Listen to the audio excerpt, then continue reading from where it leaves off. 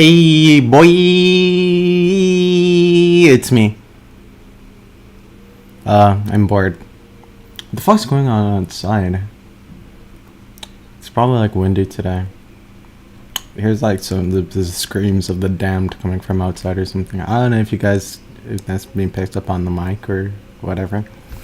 Hold on, let me just check that I am actually streaming and I'm not just in the middle of a meme right now.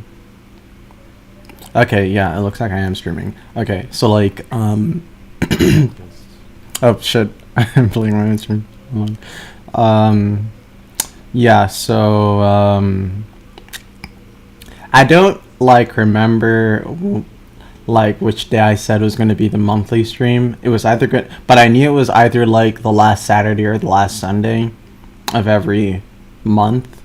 But then I was like, you know, Saturday just seems kind of inconvenient. What if I want to do something on Saturday? Whereas, like, nobody really does anything on Sunday, right? So, like, I was like, I don't know, Sunday seems better to do streams. So, monthly stream. From now on, it's it's the last Sunday of every month. So I don't really know what to do. I knew that I wanted to like at least try to finish the Hades game on stream. It's just that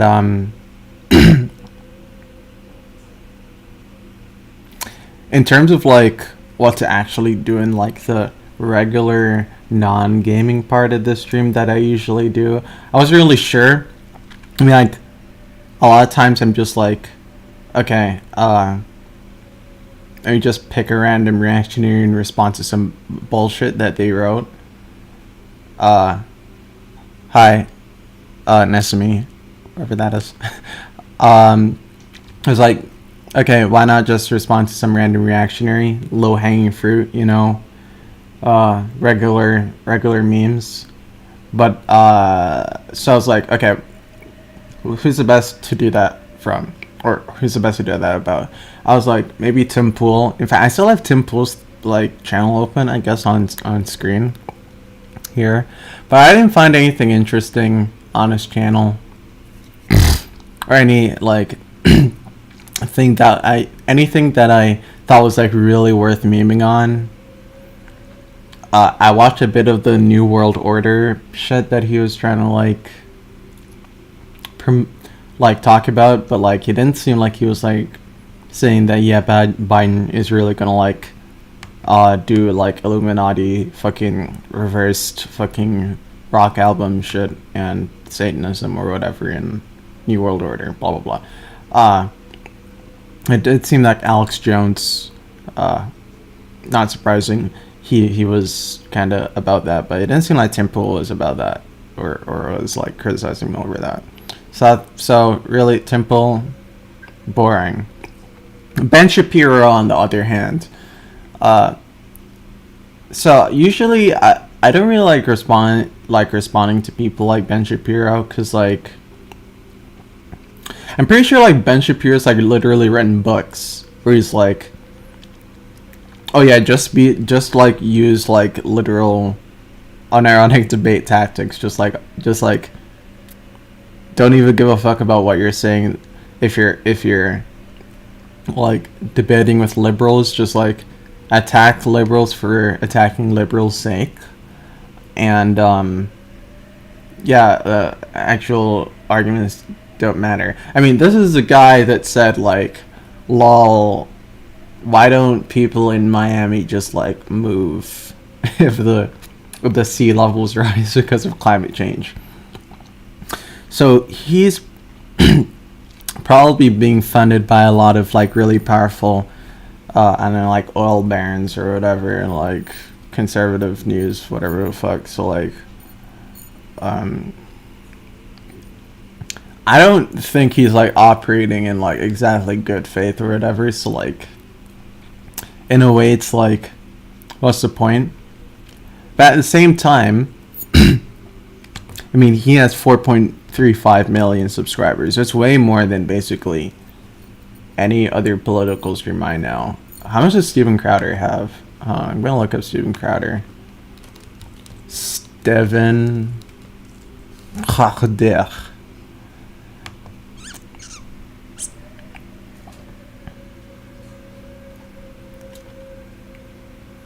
Steven Crowder. Holy shit! I had no idea. Steven Crowder has so many subscribers. What the fuck?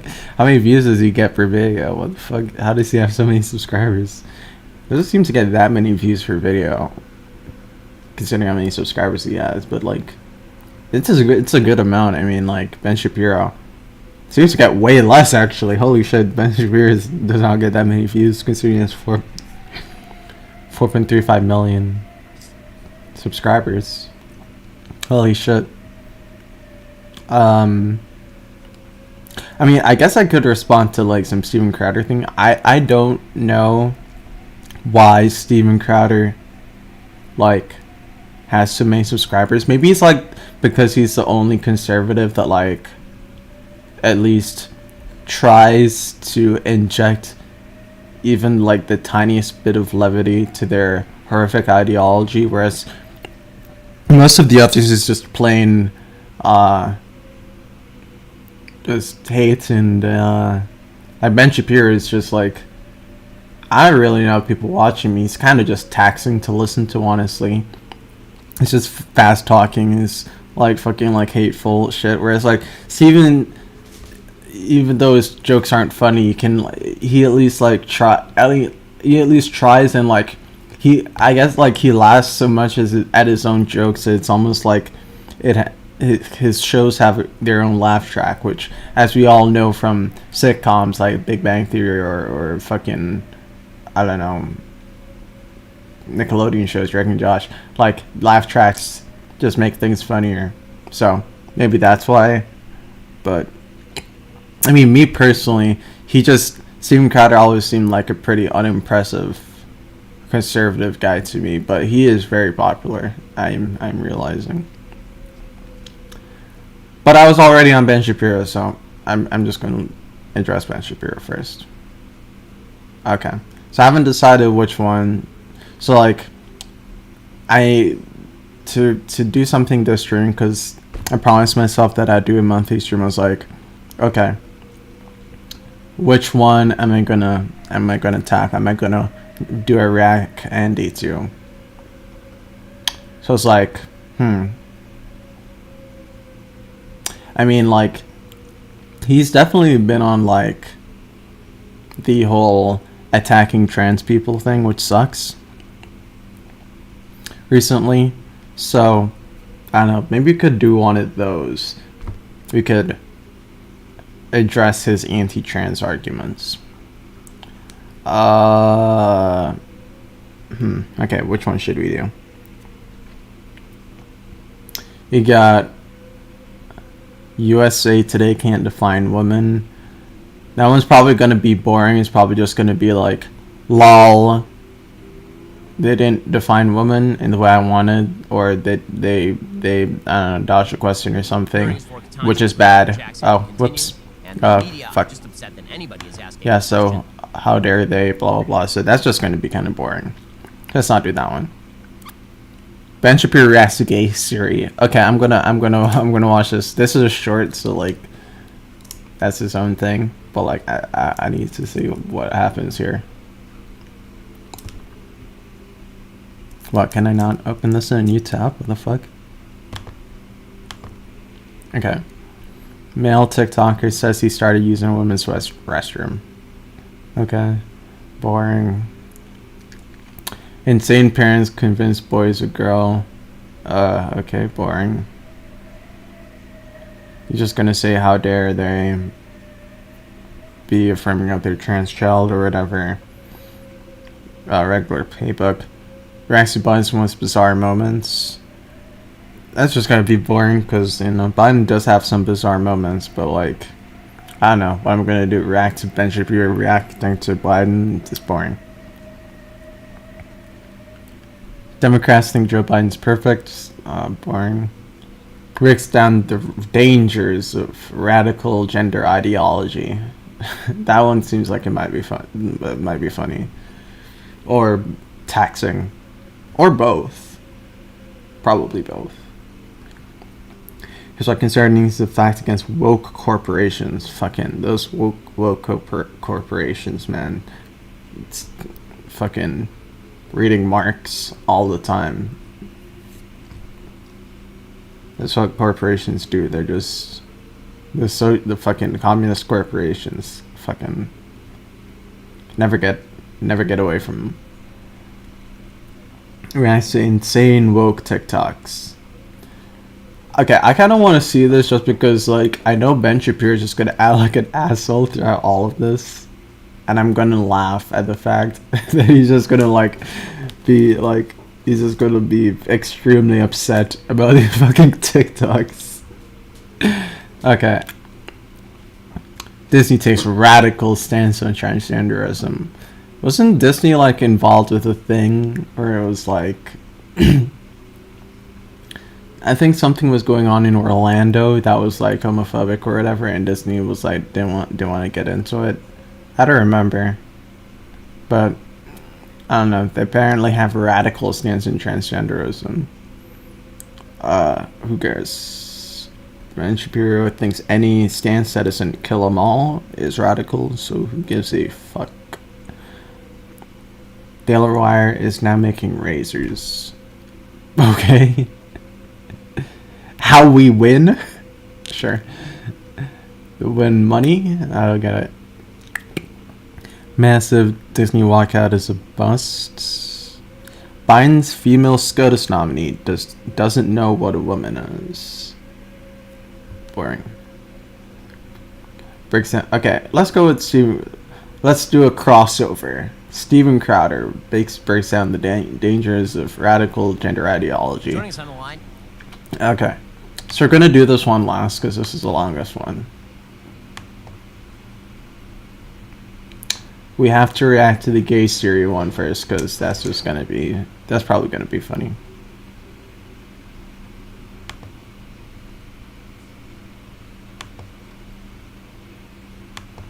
Reacting to Ben Shapiro. Gay news. Siri is going gay. You need to hear the new voice. Siri is going gay. Hi, I'm Siri. Choose the voice you'd like me to use. So much heroism. Hi, I'm Siri. Gay news. Siri is going gay. You need to hear the new voice of Siri. Hi, I'm Siri. Choose the voice you'd like me to use. So much heroism. Hi, I'm Siri. Gay news. Siri is. That was like a fever dream, honestly. I wasn't expecting that to be just this confusing. I had to watch it twice because the first time I was like, what the fuck just happened? And then the second time I was like, what the fuck just happened? I'm going to watch this again and like break down why this is confusing to me. Is going gay. Okay, so some guy is claiming that Siri is going gay, right? You need to hear the new voice of Siri. Okay, we need to hear the new voice of Siri. Let's hear the new voice of Siri. Hey, I'm Siri. Choose the voice you'd like me to use. So much. First of all, I thought Siri was like a girl. I guess Siri's like a guy now, but he's like an effeminate gay guy. But he doesn't even sound like effeminate. Like, I feel like I sound way gayer than this. I'm not even that gay, so like... Yeah, that's a confusing element to me. Like, the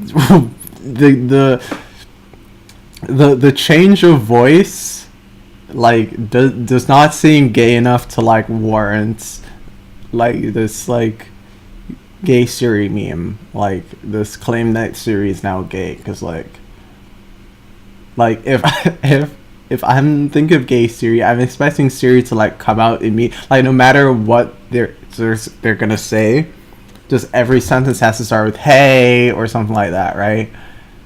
Like, but like this person, that Siri's voice is like that could easily be a fucking straight person's voice. Like that doesn't sound that gay. Like, now we're gonna get Ben Shapiro's reaction to this, which is somehow even more bizarre. So he was saying that he was making fun of the fact that it's not heroic by sarcastically saying such heroism, man. Which, like, I mean, like, how the fuck is Siri supposed to be heroic? Siri's a fucking AI, so like, I don't think like the claim was that it was heroic. I think they were saying that it was a gay Siri, and you know, this is an interesting fact, or I don't know if it's a fact. Like I said, I don't even know if that Siri's supposed to be gay or whatever. But like, I'm actually gonna look this up. It's like this gay. Did they intend it to be gay Siri? Like, but like. Now he's like imputing the fact that it isn't heroic, because I guess like everything that gay people do has to be an act of heroism or something. I don't know. Russian language Siri have a problem with gays. My guess would be yes. Oh yeah, speaking of that, speaking of the Russia thing, like, it's like usually I would just talk about something in like the news in the stream or something, but like nothing interesting is even happening this month, I don't think. Apparently there's a Saudi Arabian Grand Prix, like that's the Formula 1 Grand Prix. I don't give a fuck about this, but it's happening. Nothing particularly else interesting is happening, I guess. Travis Scott has come out of his wherever he was hiding. And yeah, the whole Ukraine situation, the reason I thought of it is because the Ukraine situation is still happening. So I guess like this month, since like I said like I wouldn't be talking about it if it was still happening this month, I have to be like, okay, well, because like people are mad that people weren't talking about like the Yemen situation, so we're gonna look at what's happening. We're gonna like do a quick aside after we finish this gay Syria thing and look at what's happening in Yemen, just for like a quick second, just to say that I talked about Yemen. Because really, like, all I know about Yemen is just destruction. So let's see if anything specific's happening. So the last thing that happens in this strange video is that then he shows like a clip of Gladiator, Russell Crowe Gladiator, and it's like, Lily is apparently a stream no one cares about and doesn't know what else is stream. We'll try to look. I don't know who Lily is. I don't know what you're talking about. Oh, fuck. Damn it. Okay. So he uses a clip of the Russell Crowe Gladiator. Hi, I'm Siri. And he's saying, hi, I'm Siri. That's the most bizarre part of the video. So, you know, like, I don't know what that has to do with anything. Like, I expect him to say, are you not entertained, right? But he's saying, hi, I'm Siri. Is he saying that, like, the character from Gladiator is gay? Or is he saying that, like, it's funny because instead of saying, are you not entertained, he's saying, hi, I'm Siri. Which, like, is a funny subversion because you would use that meme in this context because it's supposed to be making fun of the fact that it's trivial that Siri is gay, apparently. That's the only way I can possibly interpret this joke. I know this is kind of like dumb, me trying to like analyze a joke or whatever, but I legitimately just don't understand like what the fucking point of this joke is supposed to be. It's weird. I am Lily McCabbit and part of a plural system. I don't know what a cabot is, but hi, Lily. So yeah, it's weird. Like I don't get it. I don't understand this fucking. Well, I mean, like that's how a lot of conservative comedy is, I guess. Like it's just like they're not actually very funny people. They don't enjoy like levity or pleasurable experiences or happiness because they're conservative. So how could they? I mean, you have to be a pretty hateful person to be conservative. So it's like a lot of the times, like their jokes are just like bizarre things happening, and like that's supposed to be funny, or like they just like insert a meme, and they just like hope that the existence of that meme fills in the gap of like actually creating like a joke that is funny. Okay, we're gonna look at Yemen. Part cat, part rabbit. Sure. Okay.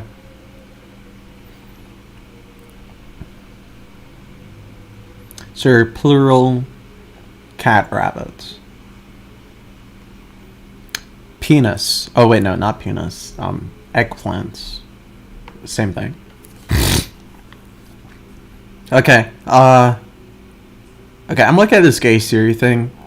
So Siri was accused of being homophobic for some reason.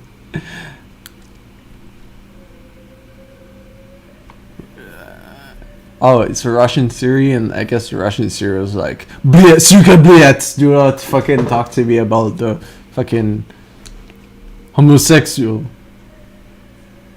Bleh. That's how I assume homophobic Russians talk. I guess that's what happened. Okay. But this is recently, so maybe this is what it is. Apple adds gender neutral Siri option voiced by a queer person. I guess this might be it. It's like this.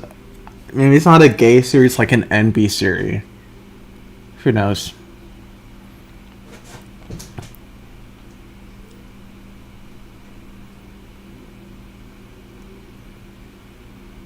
All right, Yemen. Okay, let's look really briefly at what the fuck's happening in Yemen.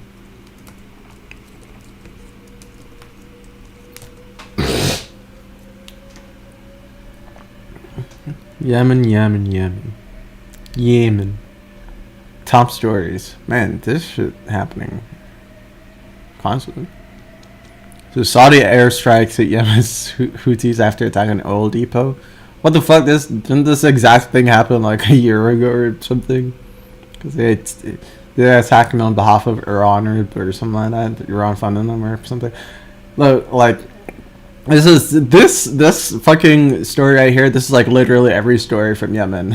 The Saudi airstrike them after they attacked their oil. Like this is literally every single fucking story from Yemen. Is this? So Saudi-led coalition begins operation against Yemen's Houthis. I thought they were already doing that, but okay.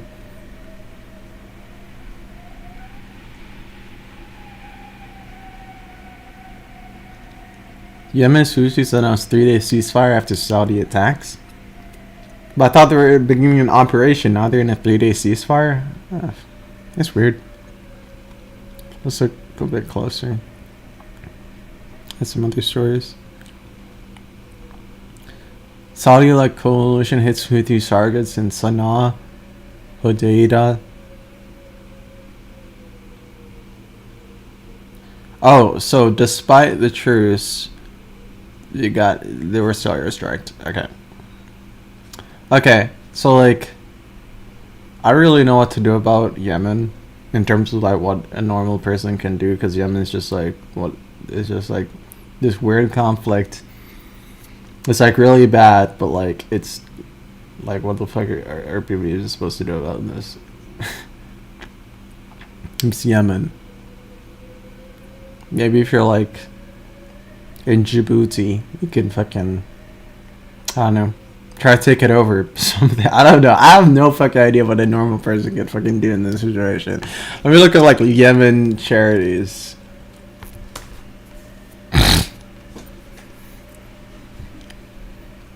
Alright, go donate. I don't have any money. But if you have money, go donate to the fucking UNICEF Yemen Emergency Fund. I'm sure they need the money, and UNICEF is like a good charity, I think. I've heard good things about them, I think. But they're the people that did the Halloween shit. I think if they're the ones that did the Halloween shit, then I'm pretty sure they're good, because I think I heard something back in the day that like those people who did like a Halloween whatever, they I'm sounding so fucking stupid right now, but like I heard that like they fucking they're doing good shit. Hold on, you stop Halloween.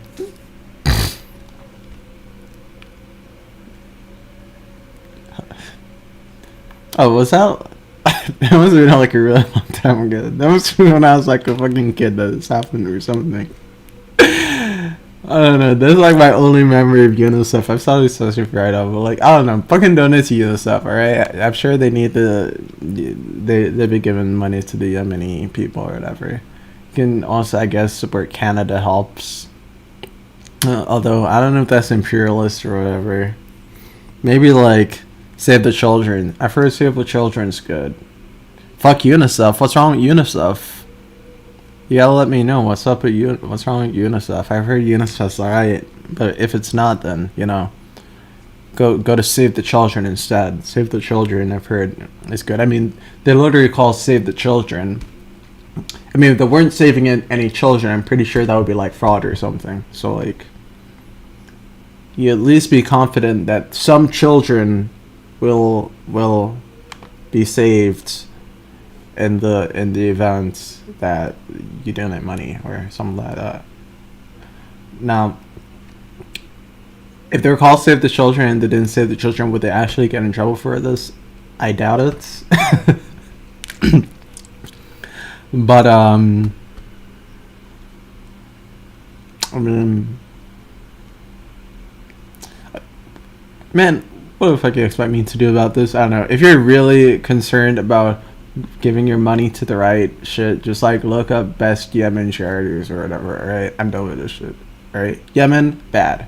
The situation happening in Yemen, bad. Not good. Help Yemen. Alright, I'm going to Shapiro. I don't know what to do anyway, but yeah.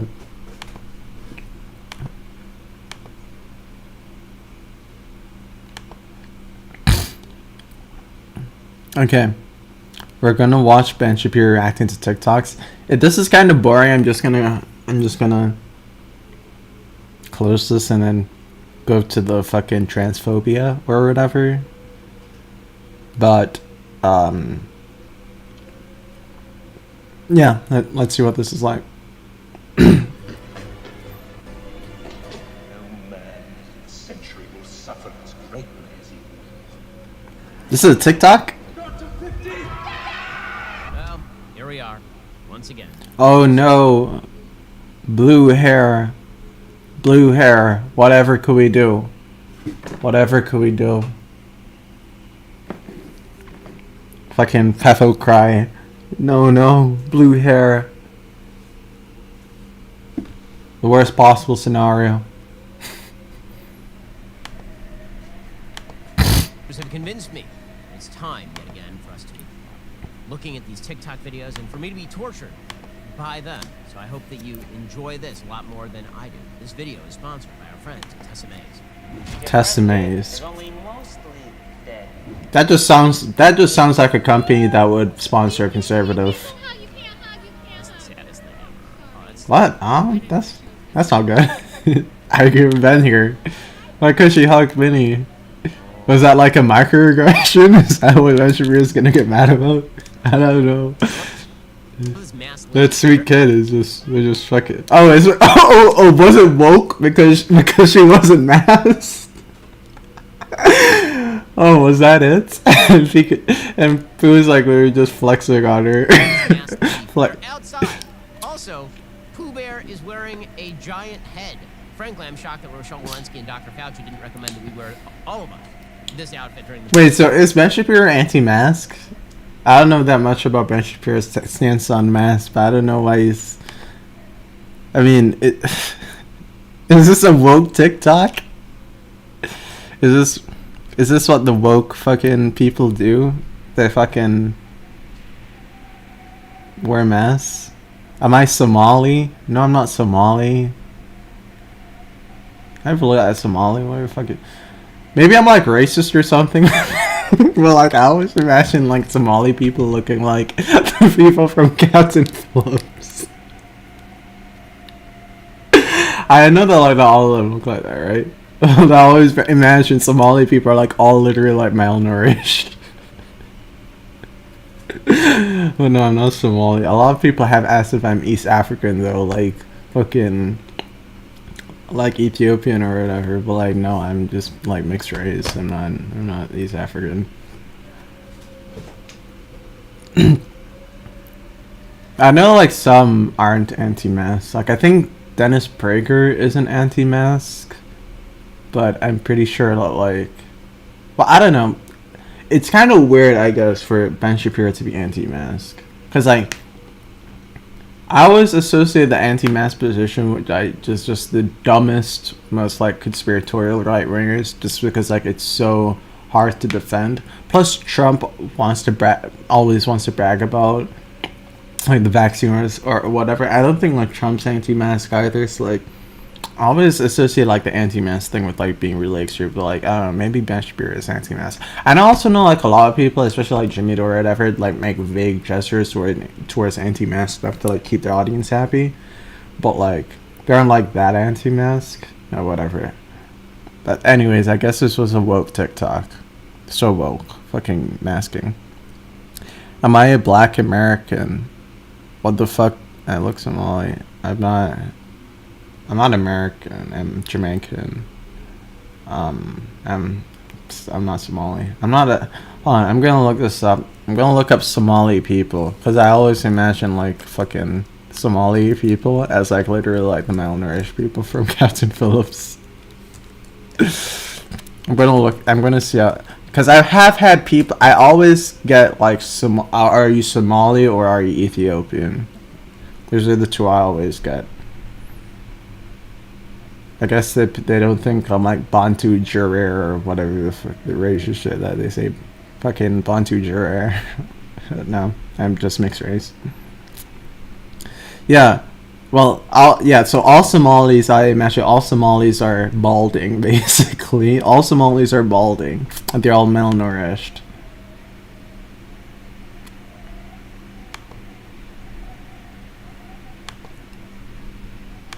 He doesn't have, like, kind of similar hair to me.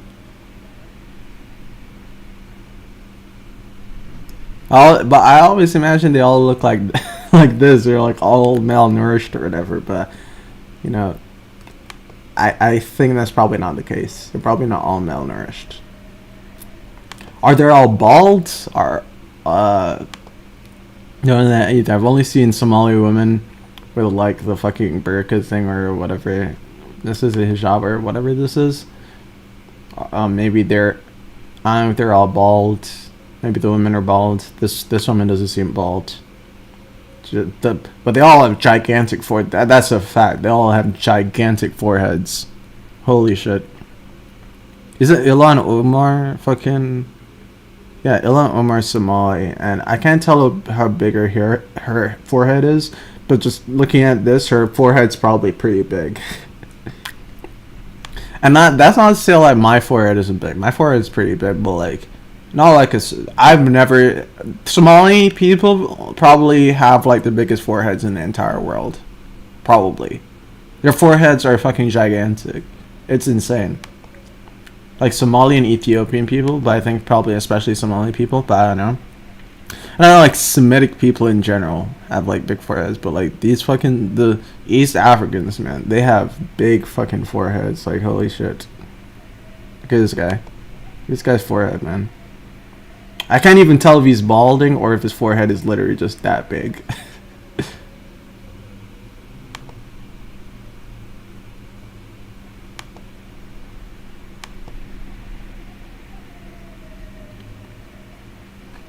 Okay, so this guy definitely doesn't look malnourished. He just looks like a regular guy. None of these people look malnourished either. Okay, so they're not all literal pirates. The scurvy or whatever. These are just regular. Yeah, these are just normal. Those are white people. I don't actually know these are Somali people, but like, anyways, yeah, not. So there are non-malnourished Somalis. Do I look like a? The question is, do I look like a Somali? I mean, like, yeah, I can see how people would say that I would look like a Somali. But no, I'm not Somali.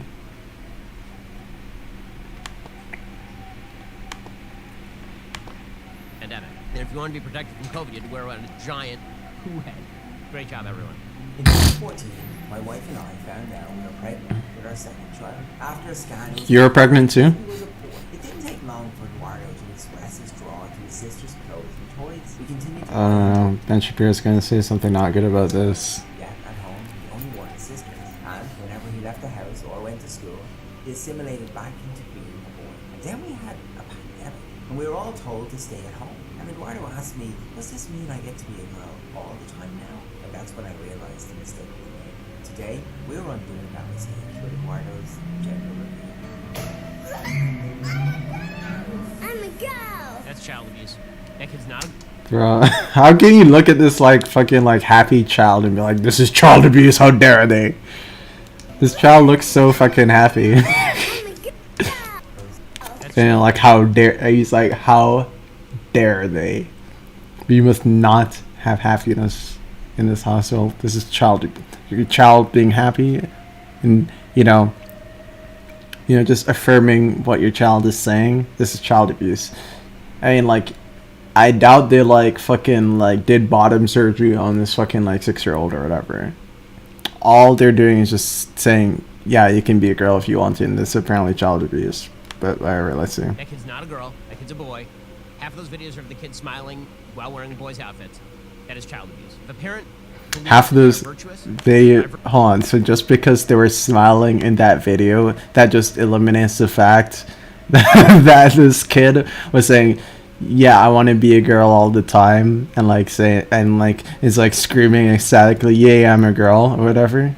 Like, even if this kid just decided later on in life, like when they were 12 or whatever, like, nah, I don't want to be a girl anymore. And it's just like, okay. I'm sure these parents would just be like, okay, well, I guess you're a boy then. Like, and like, would that be bad? Like, would that be horrific child abuse or whatever? But you have to force the fucking male identity on them or whatever.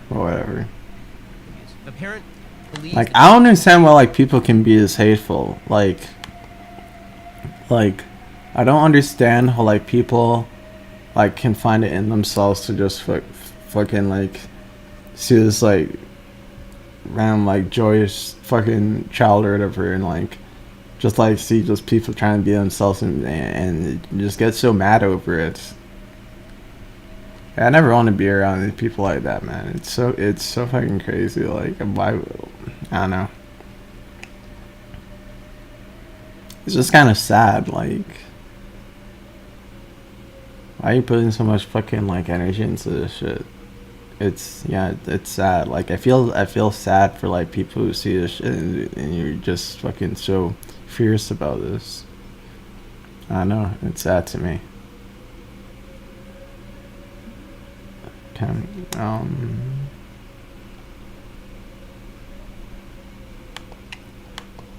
virtuous by virtue of the fact that they have lied to a small child that happiness is to be found in living the lie that you are a member of the other. Okay, blah blah blah. Liberal-minded parent he is by dressing. Bro, how is this unironic? Parent could not be more eager to demonstrate what a wonderful liberal-minded parent. They actually put the fucking red tints and like the scary music under for this fucking father. But like, what's funny to me is that they didn't do this like ironically. This wasn't just like a joke. Like, the fact that they're actually like inserting this in an attempt to like make him look more menacing, that's actually hilarious to me. That's fucking hilarious to me. He is by dressing his son fucking like the blown out speakers and shit too. Oh my god. I'm a long distance parent, and I get to typically talk to my kiddo through FaceTime. What does that mean? Be a long distance? How dare they? Are you talking about you divorced and you lost custody of the kid and you moved away? Typically, one of the key components of parenting is, being there. I mean, like, there are many situations where like a person might be at a distance or a long distance from for their child. The most obvious I can think of is like, like back in the day when like people could like live off, like an entire family could just live off the one man's income or whatever. Remember that? uh like I think like a lot of the times, right, like the mother would like take care of the kid while like the father is like out doing some like mining expedition or whatever in like a different country or something, right? And they wouldn't be there because of that. But I guess like if you had like Skype in the modern day and you were doing that sort of stuff, like I don't know, you could Skype your child while you're on your mining expedition. But yeah, that's the most common situation I would imagine something like that's happening in. I would imagine something like that would happen. Man, what is this fucking wind, man? Sounds like fucking hell out there. It sounds like literally like the Doom fucking version of hell, like literally like screaming. It sounds like that one fucking it sounds like that one video that's like, these are the fucking sounds from they went into like a geyser or something and they found the sounds of hell. Or I'm gonna look that up. They inserted the sound. They inserted the fucking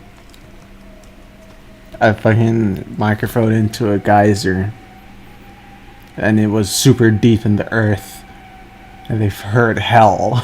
Which is like, what's hilarious to me is just like the implication that like hell is literally in the center of the earth. That's hilarious to me. So your soul literally goes downwards into the center of the earth for some reason. It's like not a non-physical like spiritual place. It's like literally a physical place they could drill down into. Hold on.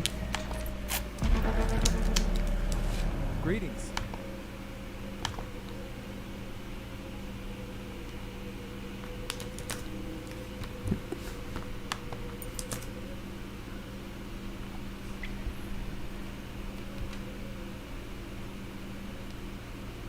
Yeah, I think this is it. In a remote part of Siberia, a team of scientists drilled a hole deep into the Earth's crust. When they hit the, and I'm gonna, I'm gonna do my like super deep fucking narrator fucking ominous voice. Creeped me out when I was younger. Oh, you've seen this too? Yeah, this video is kind of funny. It did kind of like it. Honestly, to this day, it sort of like creeps me out, even though I know like the fucking like bullshit behind it. But like, yeah, it does definitely sounds kind of weird. I'm gonna do the deep narrative thing.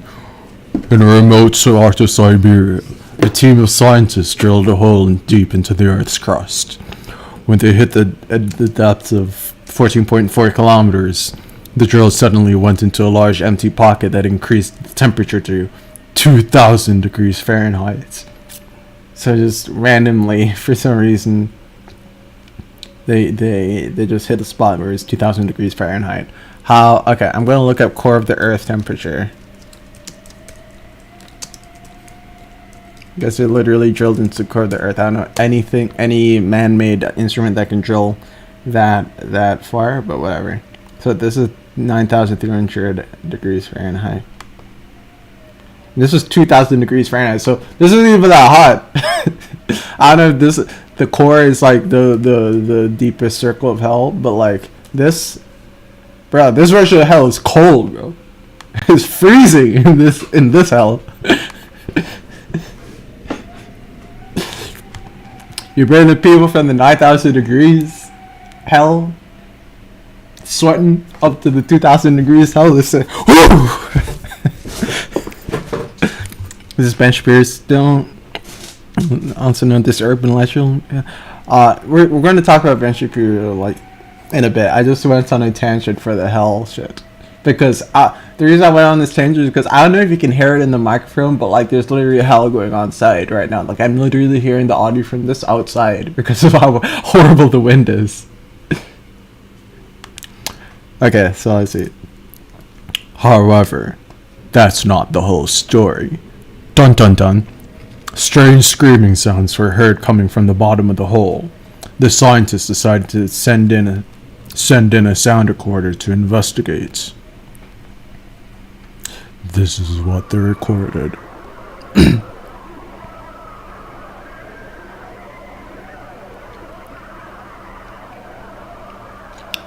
Ooh. Damn. I'm like really bad at melody rocking. Hold on. I'm gonna do the lullaby cooking thing. Oh.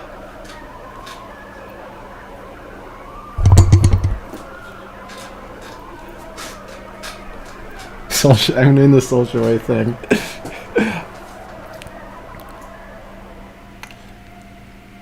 Be good. Be good. Dude, like, I'm pretty sure, like, this was like, it was literally like a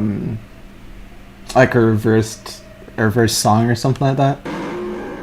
Wait, what the fuck?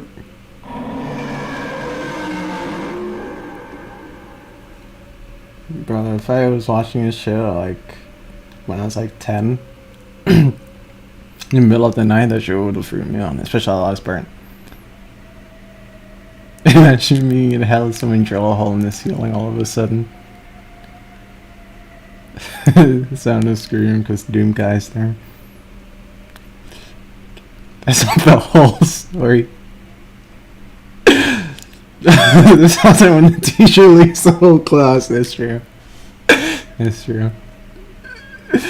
Yeah, how did they get a microphone to record at the 2000 degrees Fahrenheit? That's my question. It's not the whole story.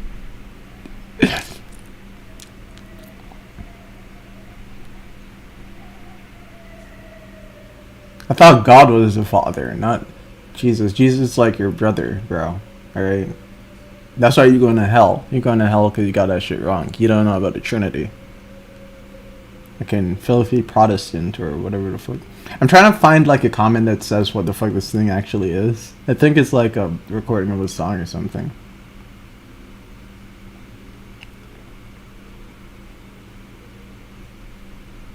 This recording has nothing on the actual sounds of hell. Okay, sure. How would you even know that? You just heard them at very little points in your life? Man, shut the fuck up. You can really hear a woman screaming and a couple of dudes crying. Man, you can't hear shit, man. This shit fake. This shit is fake, man. Man, I don't even fucking... this story seems interesting. I remember one late night coming from a party. As we got home and we headed into my dad's house, I could clearly hear what sounded like a huge party or concert down the street. I turned and kind of ran towards the sound as my brother yelled to stop. But I continued as my stride began to slow down some, and I could hear his voice saying, "Stop, it's not a party." So I stopped and my brother caught up to me and said out of breath, "It's not a party, it's a slaughterhouse. They're killing pigs tonight." My heart sank as I stood hearing the screams somewhat like this. Horrible. What? I don't get it. It was because it's a slaughterhouse? What? It's like Texas Chainsaw Massacre? Because shit, they're killing pigs. People are doing that all the time. Yeah, I think you get bacon or whatever, ham or whatever. I was thinking cafeteria in high school and serving everyone's favorite food. True.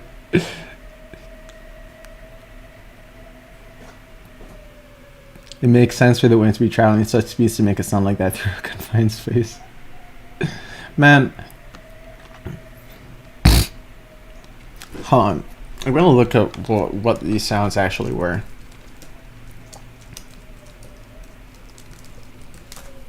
Actual recording. Well, I think this is it's just an urban legend. So it has this Wikipedia page.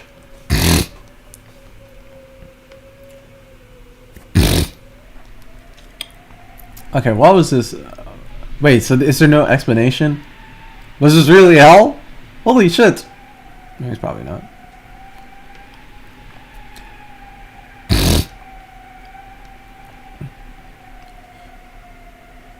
Okay, so the recording of tormented screams is later found to be linked together from various sound effects, sometimes identified as the soundtrack of the 1972 movie Baron Blood.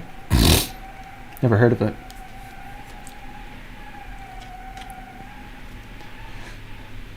It's an Italian film, it looks like.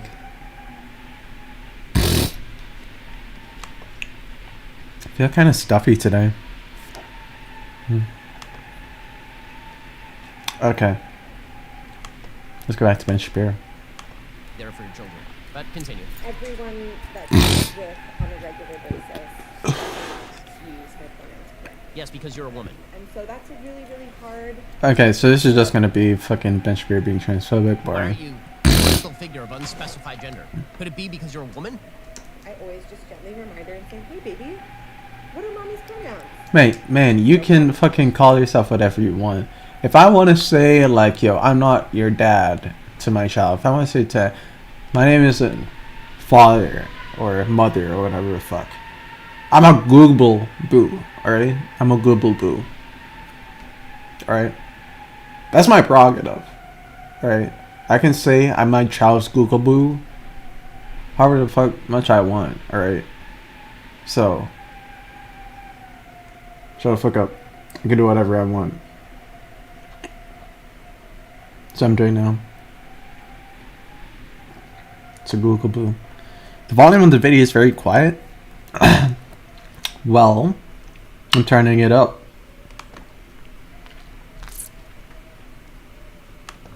It's like, There you go. them.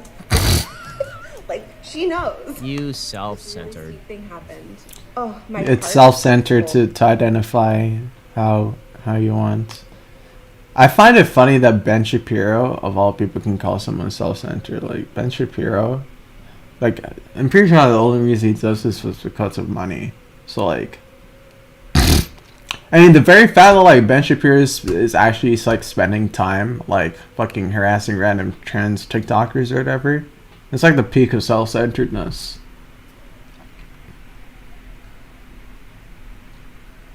Like, how did he feel like how does Ben Shapiro even feel that, like, his input is in any way even valuable here? I guess he feels like he's, like, he's, like, calling out child abuse or whatever, because he's retarded. But, like, then again, like, I've always said, like, Ben Shapiro, I don't even think Ben Shapiro believes what he says, so, like, I don't know. A lot of times, like, when I want to respond to Ben Shapiro, I'm like, how seriously am I even going to take this when I know that Ben Shapiro is just, like, some dumbass? And he's just, like, he's willing to, like, say anything, basically, to own the libs. It is. It's so full because you've indoctrinated a kid to believe a bunch of crap so you feel better about yourself. Effort is all we're asking for. No, what you're asking for is for everyone, including small children, to be indoctrinated into lies so you feel better about yourself even though you're the one who's making decisions that are not mentally healthy. Just something I. What? Bro, that's the thing, like, what's gonna... Okay, so the kid calls her they. And, like, Ben Shapiro is, like, one of the only and, like, people like him are, like, the only people that, like, see this shit as, like, an imposition. Like, Ben Shapiro is so fucking upset by the fact that people ask him to call them they. Right? But, like, to any, like, normal person who isn't, like, deranged like him, people say, hey, I go by they, them, or whatever, and they're like, okay. And then they call them they, them. Because it's not really that big a deal. And Ben Shapiro is, like, so fucking infuriated by, like, the idea that, like, this person wants their child to call him they, them. That, like, he thinks it's, like, literal fucking, like, abuse. He thinks it's, like, some horrific thing.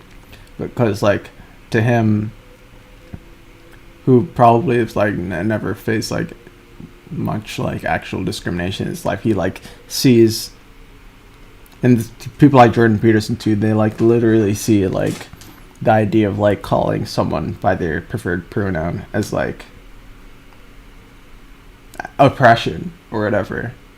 It's like and, like, their position in life and, like, how little actual hardship they've actually faced when, like, they're this mad about fucking pronouns. Like, no normal person in fucking 2022 should be this mad about fucking pronouns. But Ben Shapiro is so fucking, like, furious about this because, you know, what else is he gonna do? and I mean, one of the basic tenets of like conservative ideology is like trying to, you know, make yourself seem more oppressed than you really are, and trying to find like areas where you can, you know, basically harass minority groups under the guise of like, you know, some noble cause or whatever. Which is like goes back to this thing. It goes back to like the whole thing that I was saying. Like, it's just kind of sad, you know, that people, you know, have to put so much effort into like finding something to feel upset about, and you know, externalizing that their desperate attempts to find something to feel upset about to other people, and hurt them in that process, because, you know, they've held a privileged position because of the way that society is structured, and, you know, they don't want society to change, because, you know, that would mean that they wouldn't feel superior to other people based on the way that they live their life. So anyways, let's continue. I don't know if we're going to rant against interracial marriage now. Let's know about Brandon's top 3 Supreme Court contenders. Let's see. I noticed about the nominees that Biden selected. I mean, I don't know. Is it like a qualification that you need a white spouse to make it? So Joe Biden was like, I need a black female judge. The qualification went originally from being a person who knows the Constitution and is well qualified to read text, to I need a person who is a black female, then to I need a black female who also doesn't have sex with white males who they are married. Oh, wait, hold on. Give me a second. I think something's happening with my stream. Something weird is happening with my stream. My stream. What happened to my stream? Give me a sec.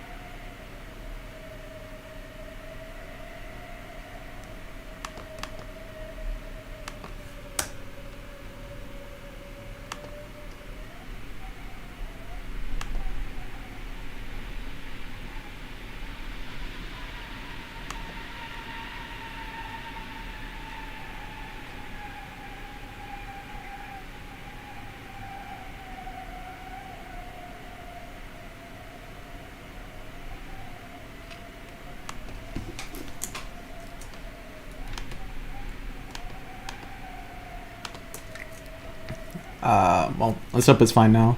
Let me just check my stream, see if it's still going on, okay? Let's hope it is.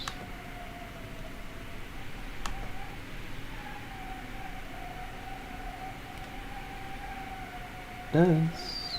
Oh, shit. I keep accidentally playing the video. Okay, so I'm fine. Okay, let's go. The circle of requirements is both expanding and narrowing somewhat here. I have a serious question, okay?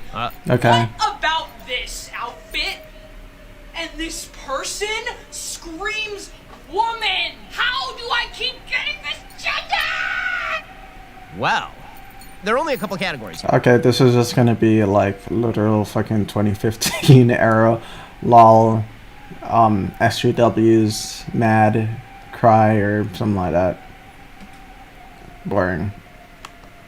Man's outfit as seen through the mind of a crazy person. Hey, it's Alice. Sweet baby Jesus. Oh no, they're ugly. Now Ben Shapiro is gonna be very upset. How dare. That's the thing. If you're trans and you're ugly, just if you're trans and you're ugly and like a conservative finds you on the internet, you're fucked. I'm sorry, but like, just like the fact that they don't immediately that they don't have to suppress the urge to want to have sex with you, and they have to tell themselves over and over again they have a penis, so they can feel disgusted enough to not give in to their secret desires. You know, if you're not like that, if you don't immediately bring that emotion in them, you're fucked. Because they're just gonna meme on you. So, whatever. Let's see what happens here. So, yeah, they're just gonna say, how dare they not be immediately attractive or something. He's Alice, so went ahead and started using the women's restroom at work for the last week. Okay. And of course, Shapiro is just gonna be like, how dare they fucking predator or something like that. By the way, if you're ugly, in a conservative's mind, that means you're like 50 times more likely to be a predator. That's another thing. So. And started using women's restroom at work for the last week. Nothing bad happened. Very, very stressful. Alice is a dude. Week 45 on estrogen. Estrogen is not... He had to say that.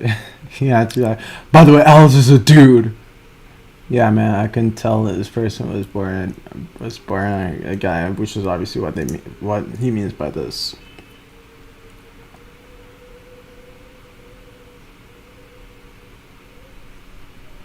Not a magic potion, as it turns out, because that be a dude. Wait, what? Estrogen. Estrogen is not a magic potion, as it turns out, is a dude. Week 45 on estrogen. Week 45? Magic potion, as it turns out, because that be... I mean, how long is 45 weeks? It's like 2 years, right? I mean, besides the, like, hair, I guess it's just like, face is just like a normal face or whatever. I mean, like, whatever.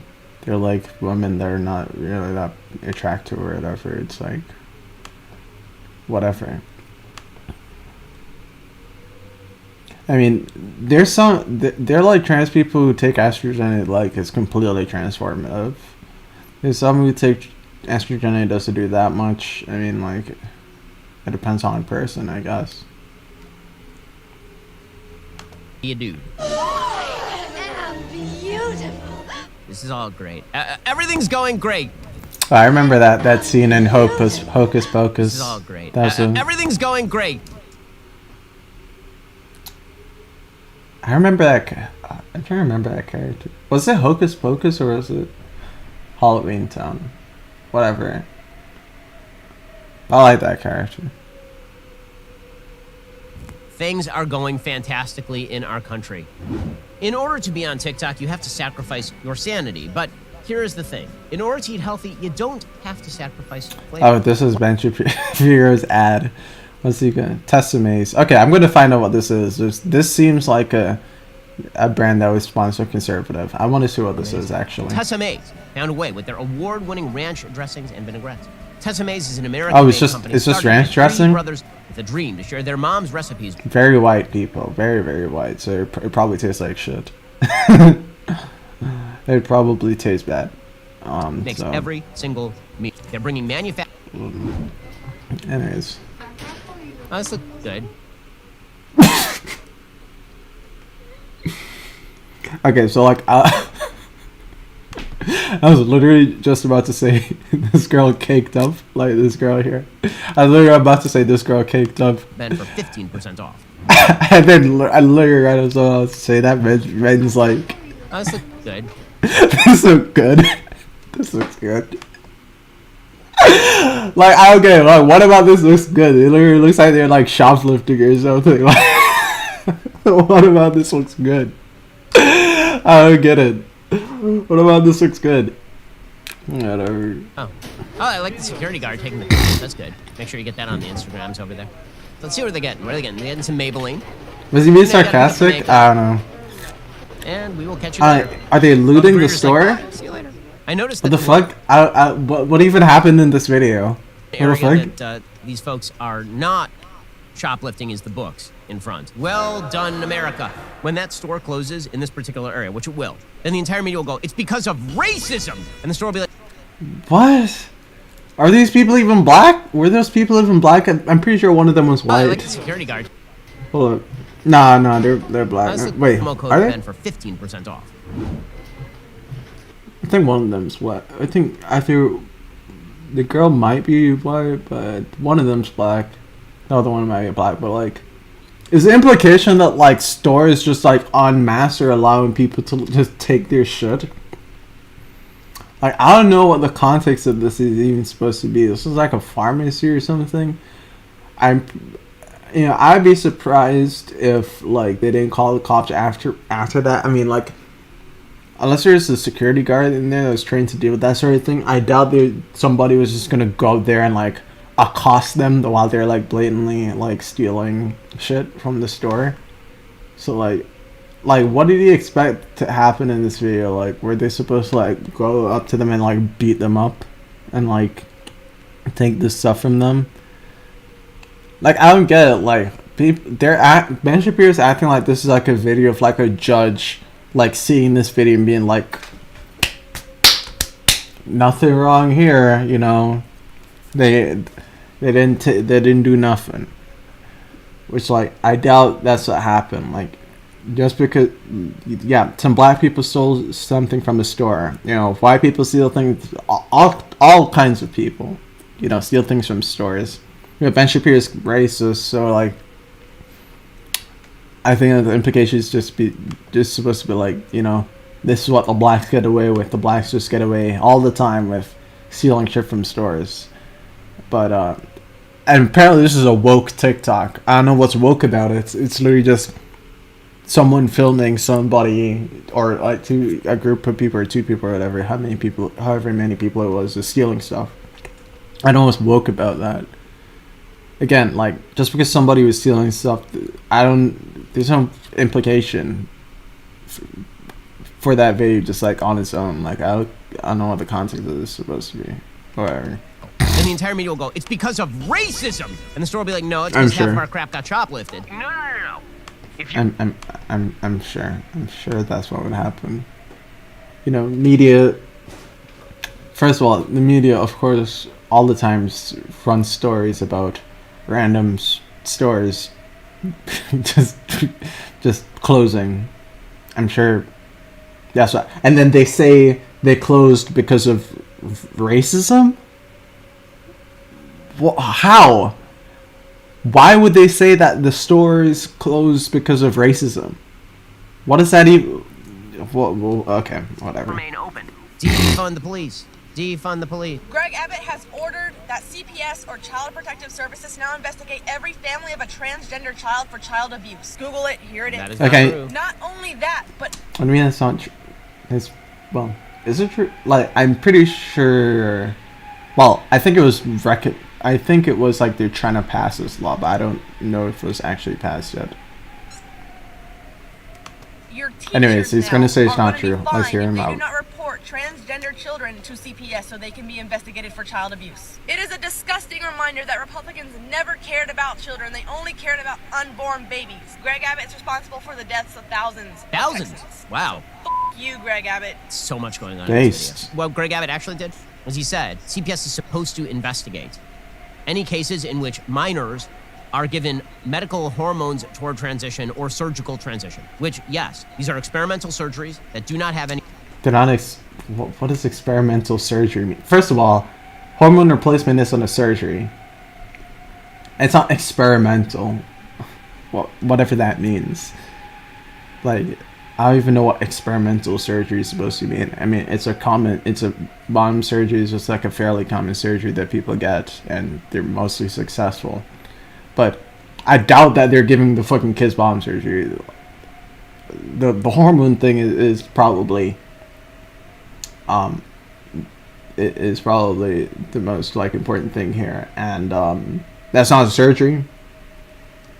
You know, taking them doesn't seem to have any like severe like serious effects or whatever. So it's like whatever. Any track record? And not only do they not have any track record, the track record they do have is wildly unconvincing, and these are permanent bodily What do you mean wildly unconvincing? I mean track record of what? surgical transition. Which, They're mostly successful. What do you mean by they don't have a track yes, record? these are experimental surgeries that do not have any track record. Track record of what? I mean, working, they mostly do work. What do you mean? And not only do they not have any track record, the track record they do have is wildly unconvincing, and these are What do you mean wildly unconvincing of what? What does that mean? permanent bodily mutilation. Okay, they're just gonna say because they're... Look, every surgery is a fucking bodily mutilation or whatever, okay? If you get like a fucking nose job, that's a bodily mutilation. If you get fucking, I don't know, silicone in your ass, that's a bodily mutilation or whatever. All surgeries are fucking bodily mutilations. Alright, this is just a way to fucking like promote transphobia and just a way to like be transphobic or whatever, like calling it bodily mutilation. Geopolitical fun fact of the day. The Venn diagram between January 6ers and Putin is a circle.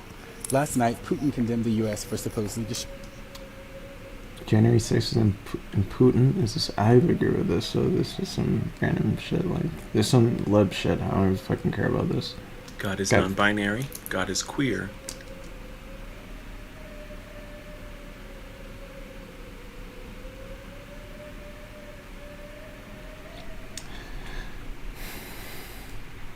This is like one of the only things that I think is like worse than like the Jesus is socialism.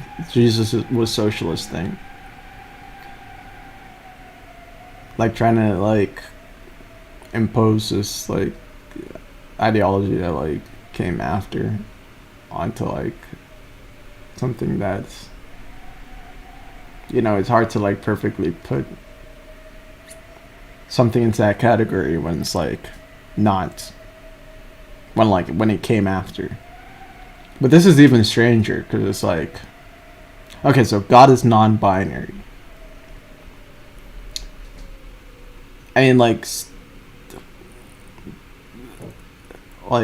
so we have this like image of God as like a bearded guy in the sky, but like historically, I don't think like, at least in like Judaism and Islam, like most people don't really like conceive of God as like even like some kind of like, I don't know, like especially in like Islam, it's like a super like anthropomorphized entity or whatever. Like God has to like take on the attributes of like literally everything at the same time. And like God's like infinite or whatever. So like the idea of even like applying the concept of gender to God would be like as strange as like trying to apply the concept of gender to like a fucking planet. And of course like in certain languages those things happen, but that's more of like a grammatical thing, not like an actual conception of those things as male or female. So like for God to be non-binary or queer, that would like imply that like God is like, and at least in like most religious contexts would even that like the concept of gender would even apply to God in the first place, which is kind of a weird argument to make. You know what I'm saying? So is God non-binary?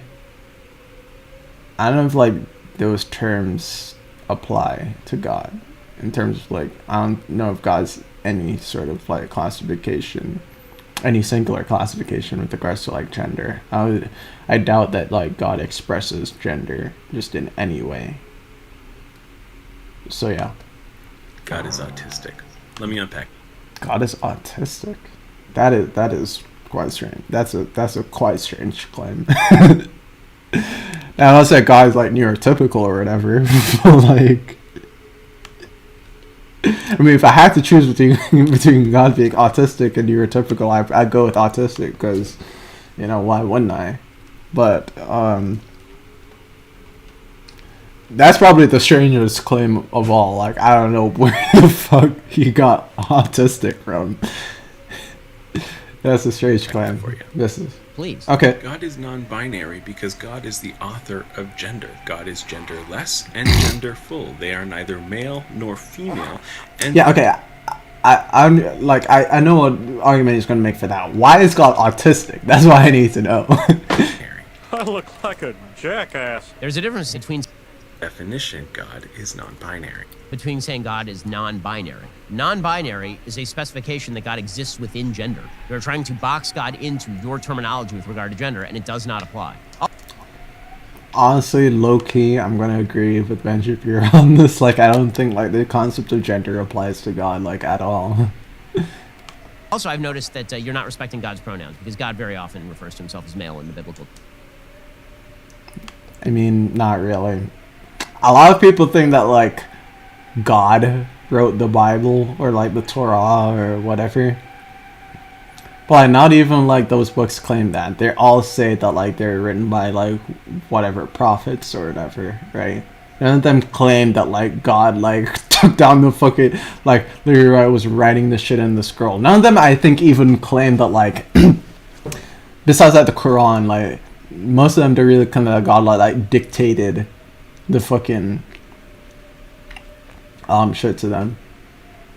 I think some claim they're like divinely inspired or whatever, but like it's not like a word for word of like what God is saying, right? Because it would be weird for like God to have like, for example, like there are different writing styles in the Bible depending on which book you're talking about. It would be weird for like God to like change his writing style depending on who's talking, right?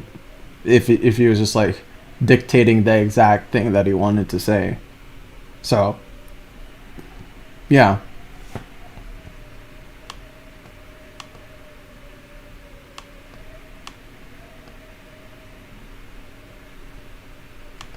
Text. God is the author. So like, I don't know, like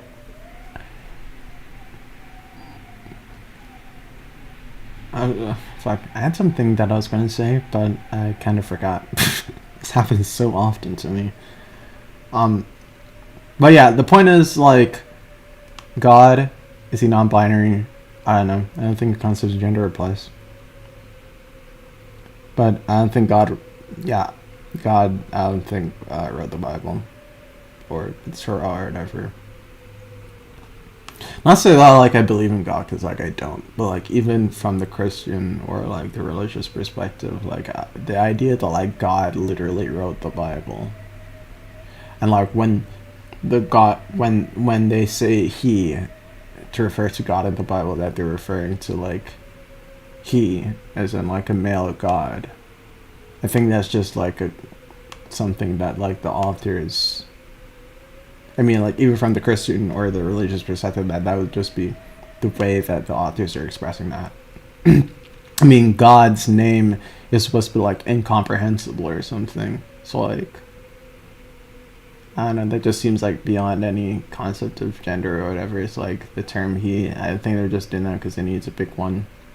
Need to pick a way to talk about God. So. That you're not respecting God's pronouns. Also, probably some misogyny in there too. A lot of misogyny in there too. But I think it's mostly just like they need to pick one. So they're like he. Most of the people who wrote these books were male. So. Your terminology with regard to gender, it does not apply. Also, I've noticed that you're not respecting God's pronouns, because God very often refers to himself as male in the biblical text. God is the author of all sexualities. All sexualities exist in God, and yet God is not explicitly sexual. And since asexuality is part of the LGBTQ spectrum, we can say God is queer. Wait, so... What? Okay. Like, but I don't even think God can have sex. Like, I don't think God, like, had sex with Mary to, like, produce Jesus or whatever. So, like, asexuality, I think, would imply that the, like, that you have a certain, like, or you're a being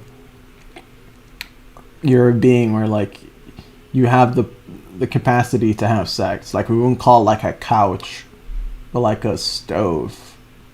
Like a fucking iron or like a fucking sword asexual because those are like inanimate objects, right? So they don't have sex, or they couldn't have sex. Like, I guess like, are plants asexual? Because like a plant couldn't even theoretically have sex, but they do reproduce asexually. Are plants asexual? Huh. But either way, at least they have like the capacity for reproduction, right? But like a sword doesn't. I don't think like God does have the capacity for reproduction, evidently, at least in Christianity, because Jesus. But I mean, I doubt it involves sex. Man, I don't know. Asexual just seems like a weird thing to apply to God. Like, I don't know if like sexuality applies there. Like, is God a living being, or is he an inanimate object? That's a question. Is he both inanimate and animate? Is he an organism? He's like supernatural or whatever. But how does that feed into sexuality? I don't know, but it just seems weird to call God asexual. I don't know. In ideas and Jewish-mysticism, I think that's what you're trying to say. God has female aspects of understandings, or at least that's what I've heard. Plants are sexual. Are they like plants? Don't plants reproduce asexually? Like they have male and female organs in like the flower, I think. That's how they reproduce. I think. I guess like if you can make the argument that like a plant is part of the LGBTQ community because it's asexual, that God could equally be part of the LGBTQ community. But man, that's just a weird argument. I feel like, why would you even like apply the term LGBT to like something that's not a human? You know what I mean? Like, I feel like if a different animal acts gay, like a dolphin is like a dolphin is like trying to get that femboy pussy or whatever, trying to hit that fucking boy ass. But I feel like if a dolphin was like that, then we just call it like nature or whatever. Like, I don't think like we identify them as like a minority in sexuality, because like I don't know if like dolphin society like marginalizes people on like those bases. So like it just seems like a strange distinction to make. So we'd have to ask whether like this is because like in the Bible they're like lesser, like at least in like the Jewish tradition, like the Torah, the beginning of the Torah, there seems to be like lesser gods from like the other fucking like tribes in the Levant. So like they're lesser gods, I think, in fucking Judaism. So you'd have to think like, well, you know, I remember where I was going with this. Maybe I was saying like, can God have sex with the lesser gods? I don't know. Can God have sex with lesser gods?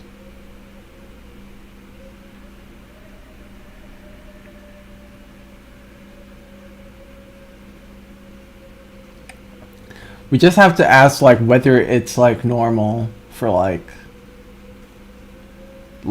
the deific figures or like the gods or whatever to be like asexual, because if they're all asexual, right, then that's just normal, that's just how they are.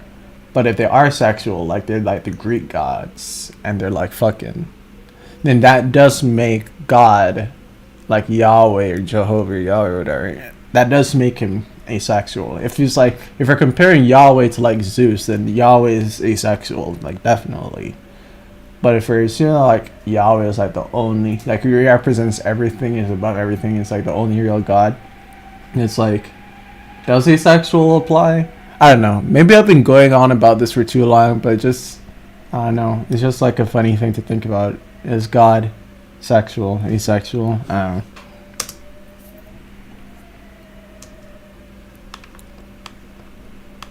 So this table is queer? Hi, fellas. I sure Okay, do love what I need to know is why is God autistic? That's what I need to know. Or is the table a table? Because it exists outside of the spectrum of sexuality. So again, Yeah, that's what I was. That's kind of what I was saying too. Like a table isn't really like asexual or anything like that. It's just like a table. But is God comparable to a table, like an inanimate object, or is God like an actual organism?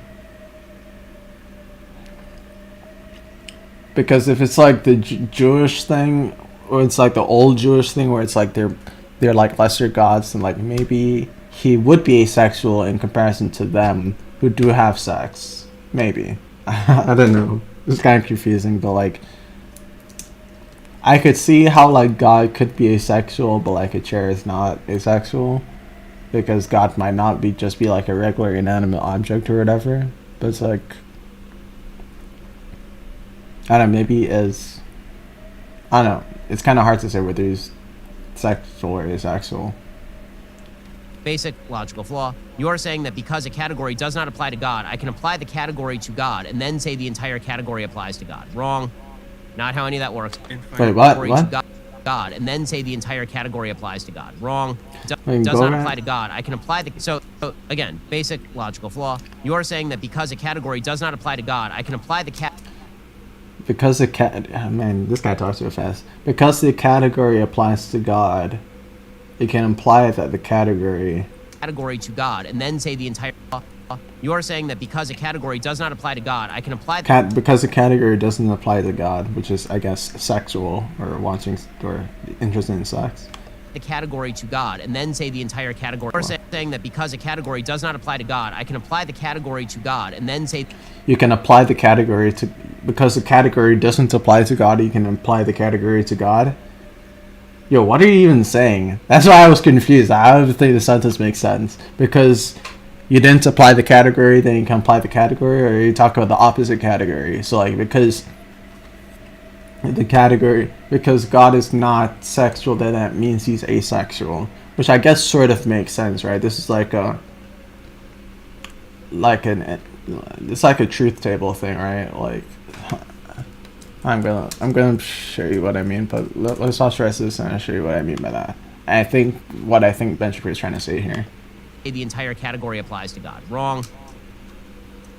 It does not apply to God. I can apply the category to God, and then say the entire category applies to God. Wrong. And say the entire category applies to... What? Okay. Let me see what... If I can try to, like, explain. I'm gonna try to steel man Ben's argument here. Okay. So, like...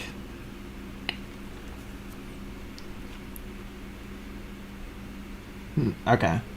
Let's try to, like, create two premises and a conclusion from this. Okay. So you have...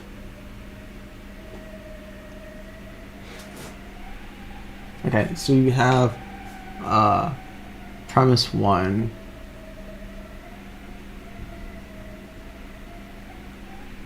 Okay, so you have premise 1, which is that God is not sexual, which is true. And then you have another claim, which is that all people who are not, or all beings that are not sexual are asexual. And you have to say whether P implies Q, right? So,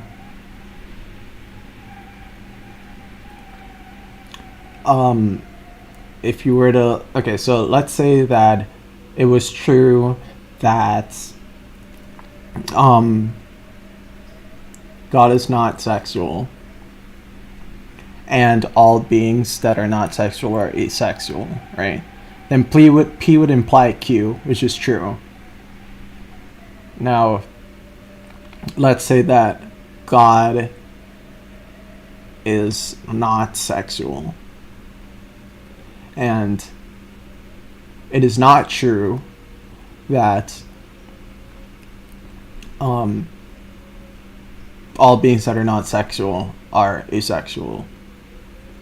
Then P would still imply Q, because the opposite, which is, the opposite is basically this, like, God's not sexual, all beings that are not sexual are asexual, bam.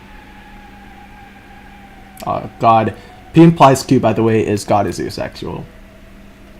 So you have here the false statement. Okay, let's say that God is God is not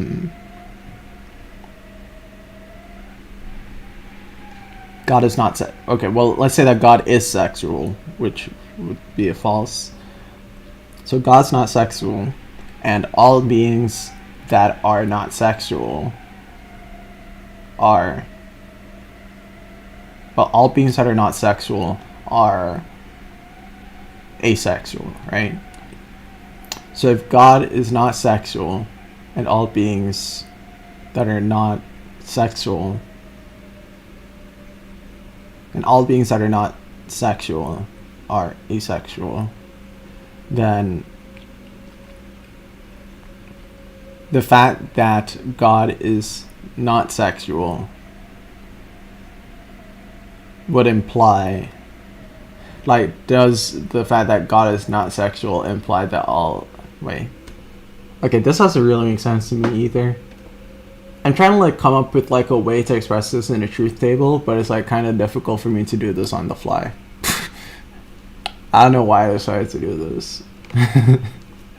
I'm gonna legit try to do this.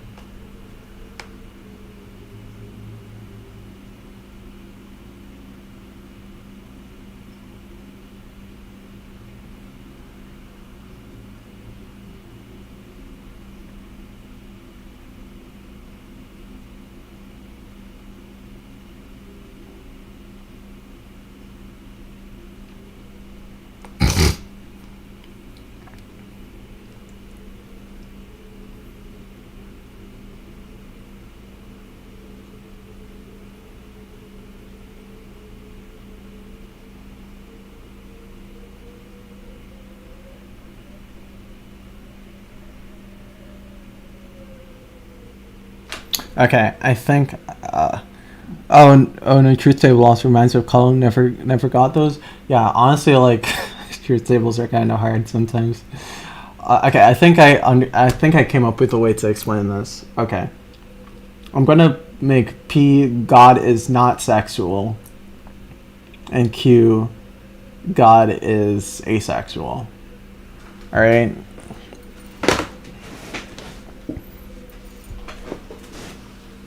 So,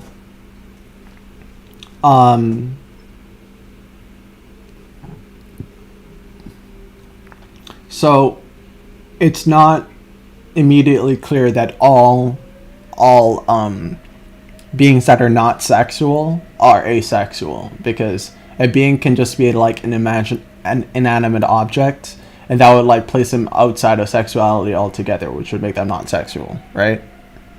So let's say that, okay, it's true that God is not sexual, and it's true that God is asexual. That would imply that God is asexual, because the fact that God is not sexual would imply that God is asexual. Is that God was sexual and God is not asexual, then the fact that God is not sexual would imply that God is, I mean, the fact that God is sexual would imply that God is not asexual, right?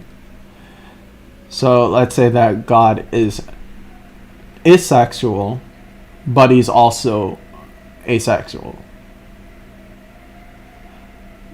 Okay, so this should imply that, okay, so the fact that God is not sexual would in that case imply that God is, wait, the fact that God is not sexual will imply that God is sexual in that case. But that doesn't seem to make that much sense. Like, why would the fact that God is... Oh, right. Because...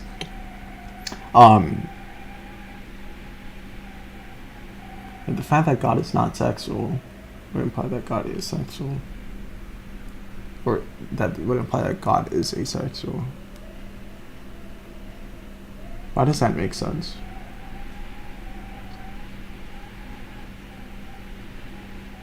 Okay.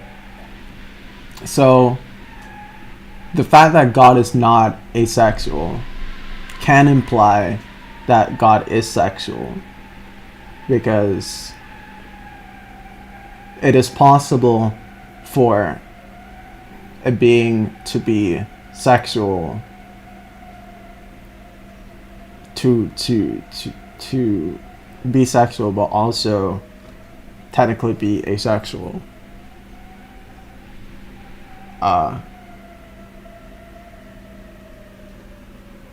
Wait.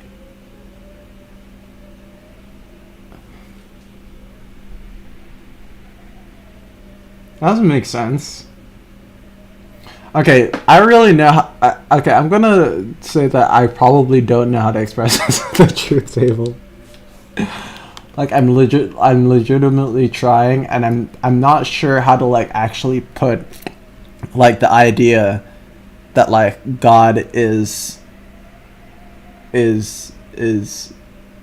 sexual but also asexual, like, into, like, two separate, like, statements, like truth statements.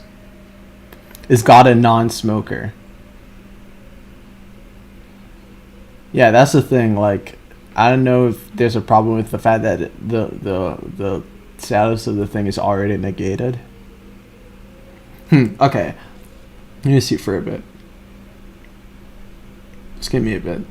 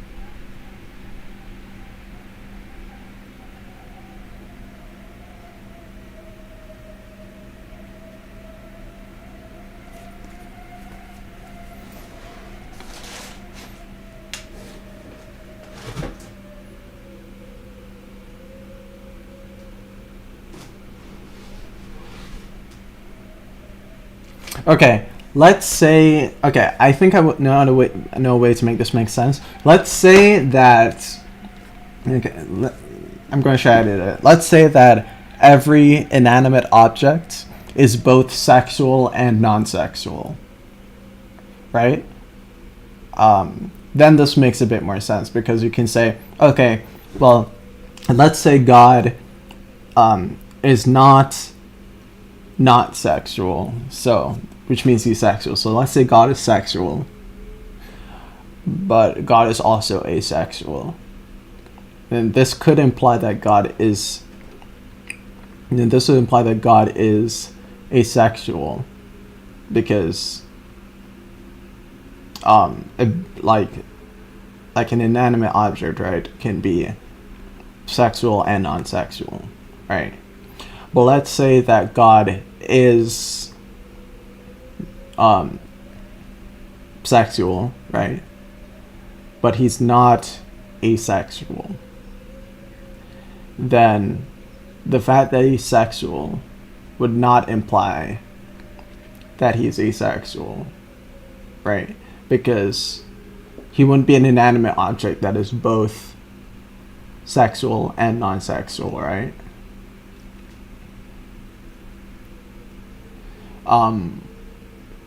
But also, the fact that he's non-sexual doesn't necessarily mean that he is asexual, because you can be non-sexual and sexual if you're an inanimate object, right? But if you're not an inanimate object, and say you're just a regular sexual person, right? And you can either be sexual or non-sexual. And if you're saying that that you are sexual, then you can't also be and it's not true that you're asexual, then the fact that you are sexual wouldn't imply that you are asexual.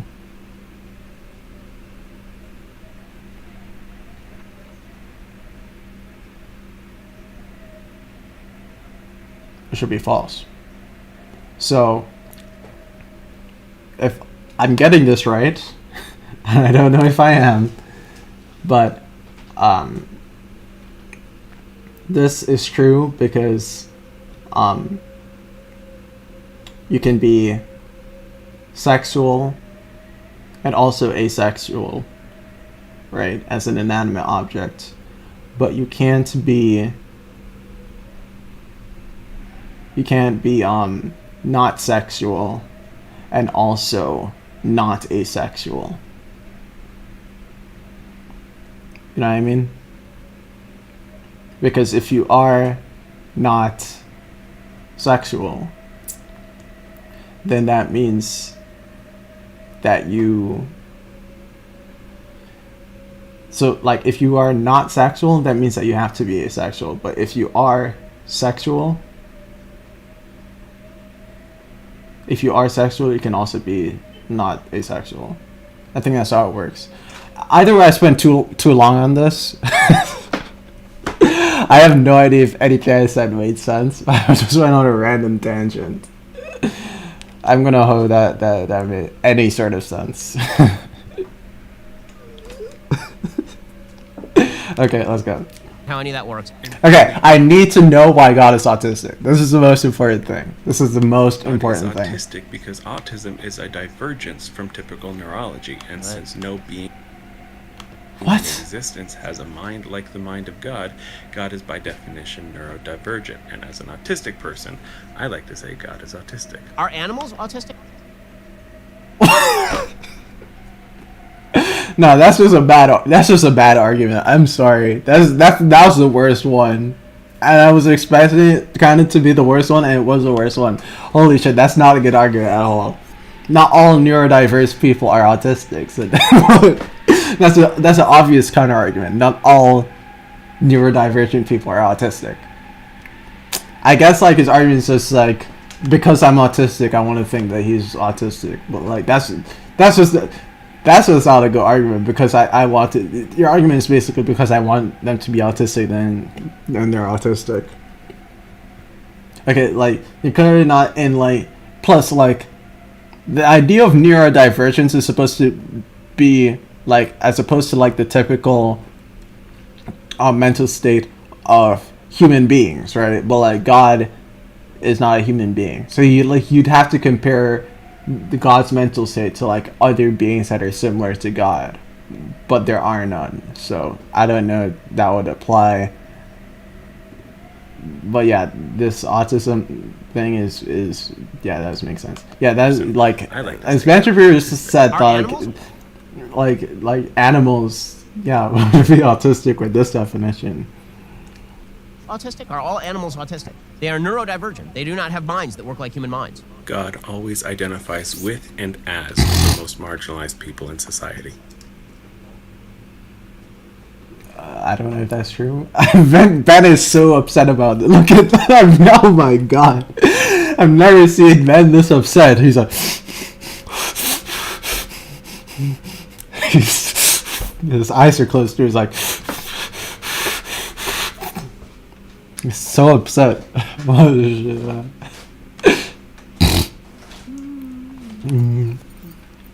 Nope. When God identifies with people, he identifies with all people. He literally says at the beginning of Genesis that human beings are made in his image. All of them. There's no special standard of justice just because you're poor, or just because you are of a particular race, or just because you have a particular desire to act in a particular way. I don't know if that's true. What about the fucking... the cast of first the when they were fucking stoning the prostitute and were like, don't kind of fucking don't fucking stone this bitch. Fucking you gotta have no sin if you're gonna fucking cast the first stone, bitch ass. And then he was like, he dabbed on the haters and he was like to the prostitute, get out of here, dab. That's a direct quote from the Bible. Exactly how I said it. That was Mark 17 verse 9. That's exactly how it was said in the Bible. Undoubtedly. Okay, I'm gonna order some food. So like, this is the final video that I'm gonna watch from old Ben. Yeah, old Benny boy. And then I'm gonna play Hades. So like, in the meantime, I'm gonna order some food. So like, by the end of this, I'm just gonna go get my food and then we can play Hades.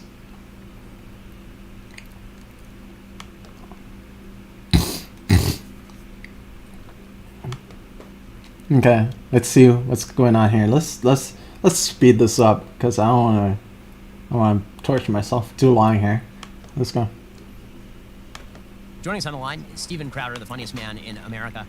And sure, the funniest man in America. Ladder with Crowder as Stephen or C. Matheson, because for those who missed it, C. Matheson Stephen identified as C. Matheson, a feminist theory writer, and was then admitted. Okay, program just to confuse you, so that way I can just I'll be walking backwards, setting landmines for you. That actually happened on a podcast. Okay, hold on. Let's see what happened. To talk about fat phobia, so admitted to a peer review, identified as C. Matheson, a feminist theory writer, and was then admitted to a peer-reviewed conference to talk about fat phobia. So, Steve. So, I don't get it. Was that supposed to prove something? I don't get it. So, like, they faked identifying as transgender and they're at a feminist conference. I mean, like, they're male feminists, so, like, I don't get what the point of that is supposed to be. Like, I don't know. I don't know if he thinks that's like an own, but like it doesn't seem like. I'm going to change it mid-program. It doesn't seem like you, so that way I can just I'll be walking backwards, setting landmines. It would matter that much. There was a guy who then, I'm a woman now. The host had to act as though it was serious and then keep changing pronouns. This is something that we've been sitting on for a while. We taped it when Donald Trump was president because of COVID, and what happened was there was a conference. It was an online conference. We were hoping that we could do it in person. So we finally released it. I wanted to lay low because I'm still getting requests from professors to peer review their research on fat studies. And I tell you what, but I know you went to Harvard, okay? I don't know what that means anymore. I honestly don't know what it means anymore. When I pulled the curtain back to academic fat studies, and I wrote a thesis on or a paper I wrote a I haven't ever heard anything called fat studies. I don't even know what fucking university this is. But like either way, like okay, so they try to publish something about fat studies. So what? Like what program is this anyway? It's like the fat studies program?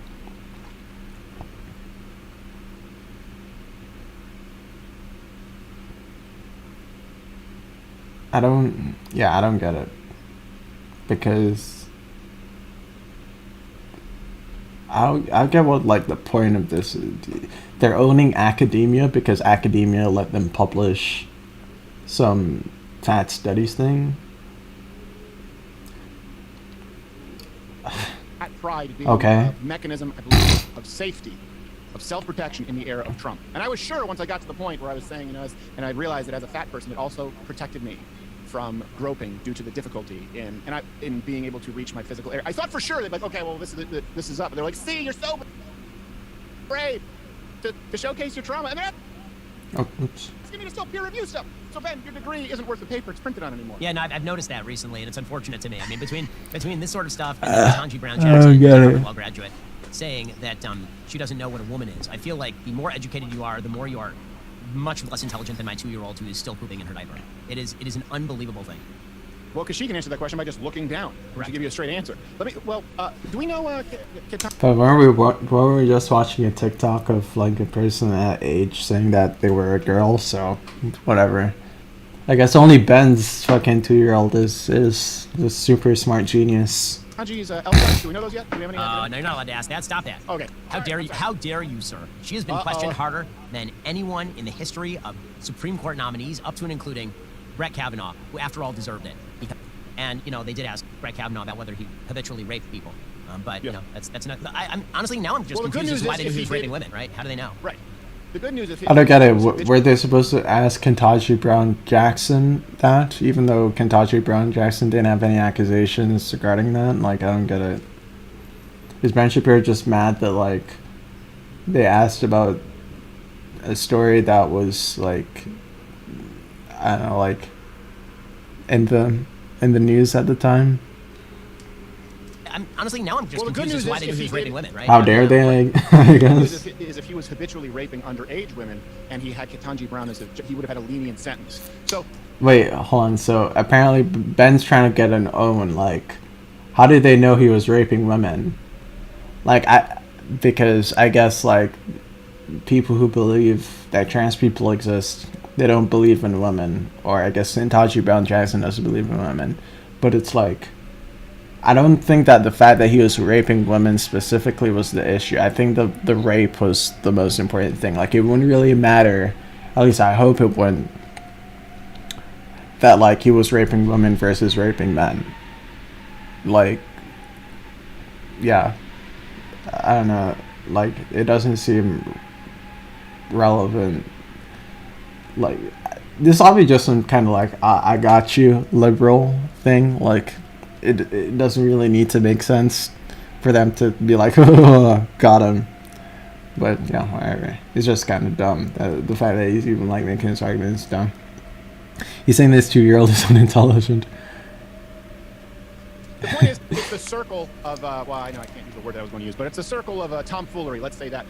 Look. Oh, was you going to say faggotry? And this is one thing I think you do a pretty good job of being honest about where you line up to. You may have some people who are going, well, I'm a moderate. I go, look, I'm not a Republican because I don't know what that means necessarily anymore, but I am a conservative. When people act as though you shouldn't have any sort of ideology and you take everything on an issue by issue basis, yeah, okay, but how am I going to find common ground with people who can't even say that they can define a woman, who are not, because they are subject to a party, right? They are beholden to a party which is subject to an ideology that forbids them from defining what a woman is. Now, does the Democratic Party forbid, like, but like I'm pretty there are transphobes in the fucking Democratic Party too, so it's like whatever.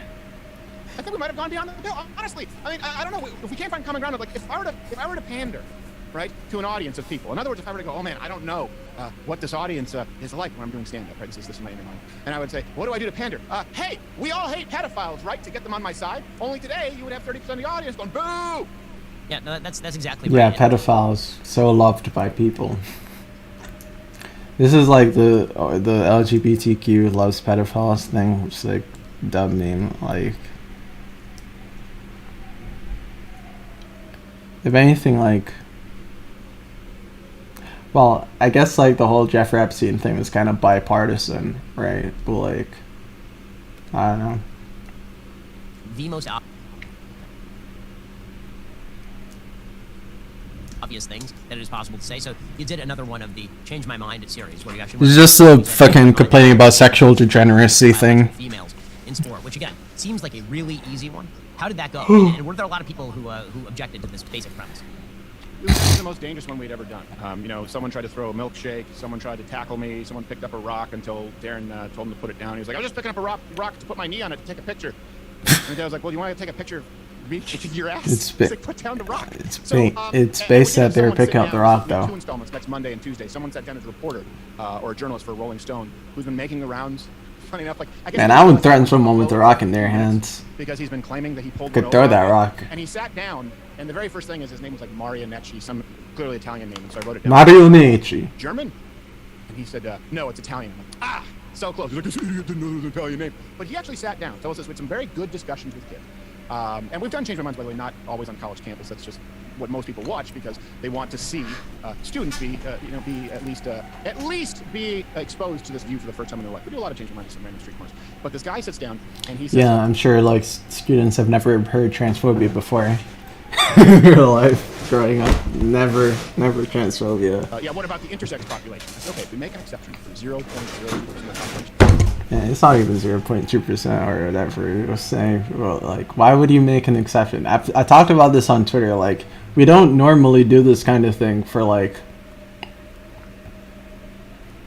anything else, really. Like, usually, even if there's like a small percentage of people, we just adjust our definition to include those people. Like, nobody says that like for example, like there's only one hair color. Because like the overwhelming majority of people have black hair. Or nobody says you can only use your right hand or your left hand because like ambidextrous people are like I think less than 1% of the population, right? Nobody says that. They just adjust their definitions to like include reality. But Steven Crowder's like so desperate to like avoid reality that he's just like, oh well, ignore. Just ignore the inconvenience elements of or contradictory elements to what I'm saying. Just ignore anything that's inconvenient for me. He goes, it's 1.5. It's not 1.5. This is 1.5. It is not 1.5. He goes, I'll bring it up. So I won't spoil it for you, but he brings up his phone and he self-owns by bringing up the source that I mentioned that was 0.02%, and then he refuses to show the source to the camera. So you guys will see this live, and then he left. He's like, I got all of that one.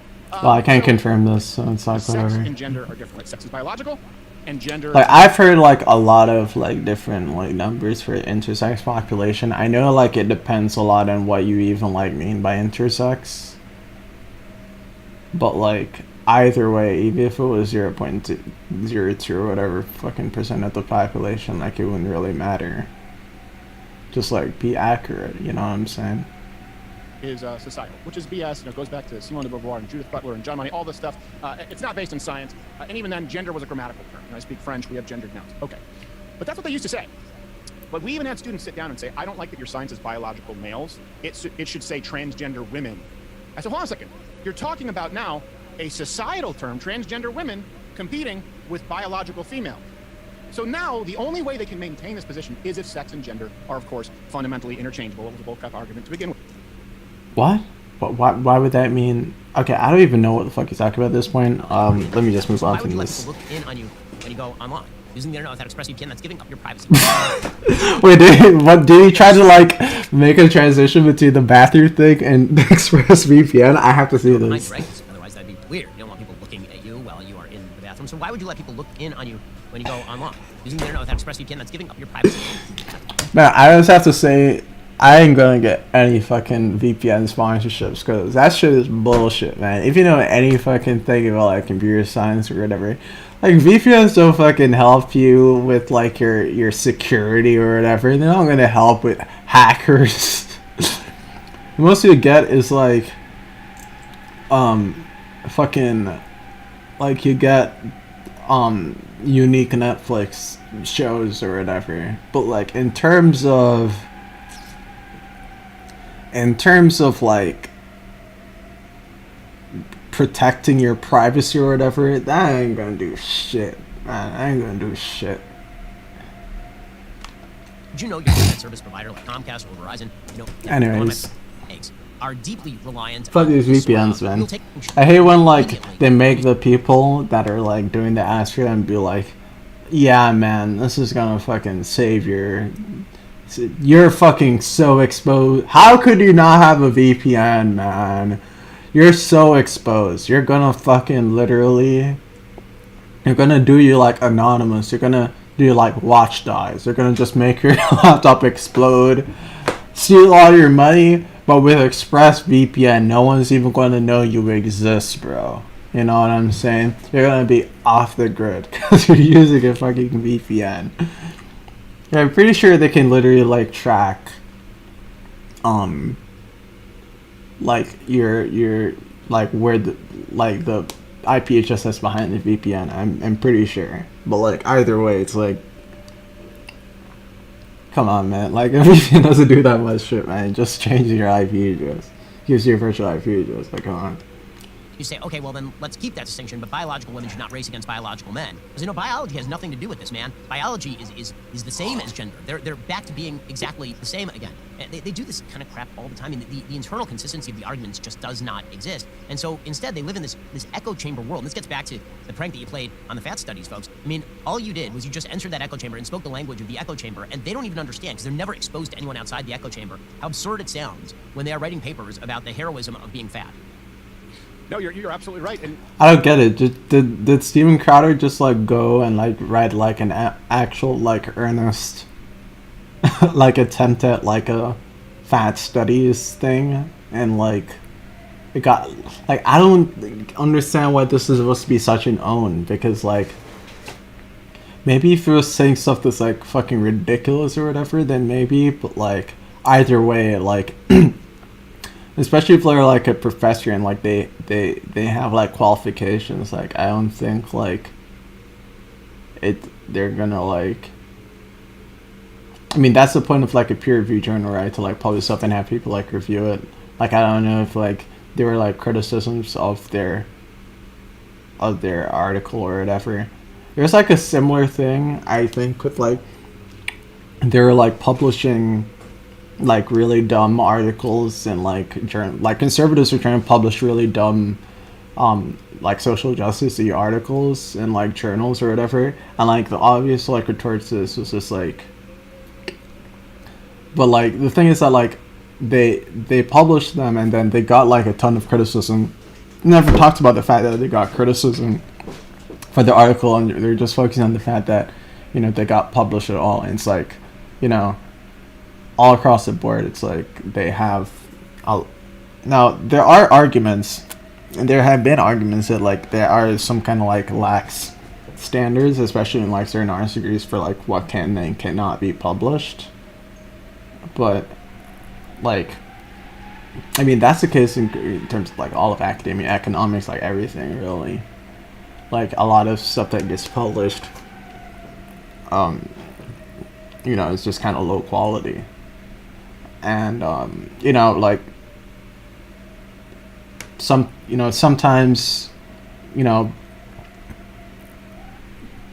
sometimes the articles are like published here, criticized, you know, sort of severely, and like, you know, the person makes another story or whatever. Maybe he doesn't, I don't know. But either way, like, it's not a secret that like a lot of stuff that gets published in journals is not actually like that good in terms of like academic rigor or whatever.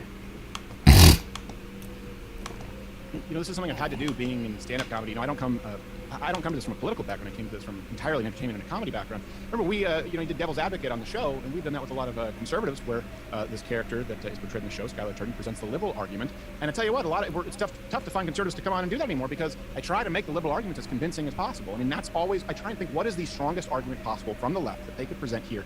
And none of them were presented. I'm sure. To change my mind, and no one was willing to offer solutions. Look, here's a really easy one. Okay, 2 solutions here. Sports are separated by biology, and this is also how you know that it's a bullcrap term, because guess what? Some sports have by biology. I hate when like they fucking say this bullshit. It's like, you mean they separate it by sex? Like they always try to like everything with gender is like, this is biology. It's like, come on, man. Y'all think you're biologists? Come on. My food's here, so like give me a bit. We'll finish this up when I come back, and then we'll play some Hades. But I have to get my food, so give me a bit.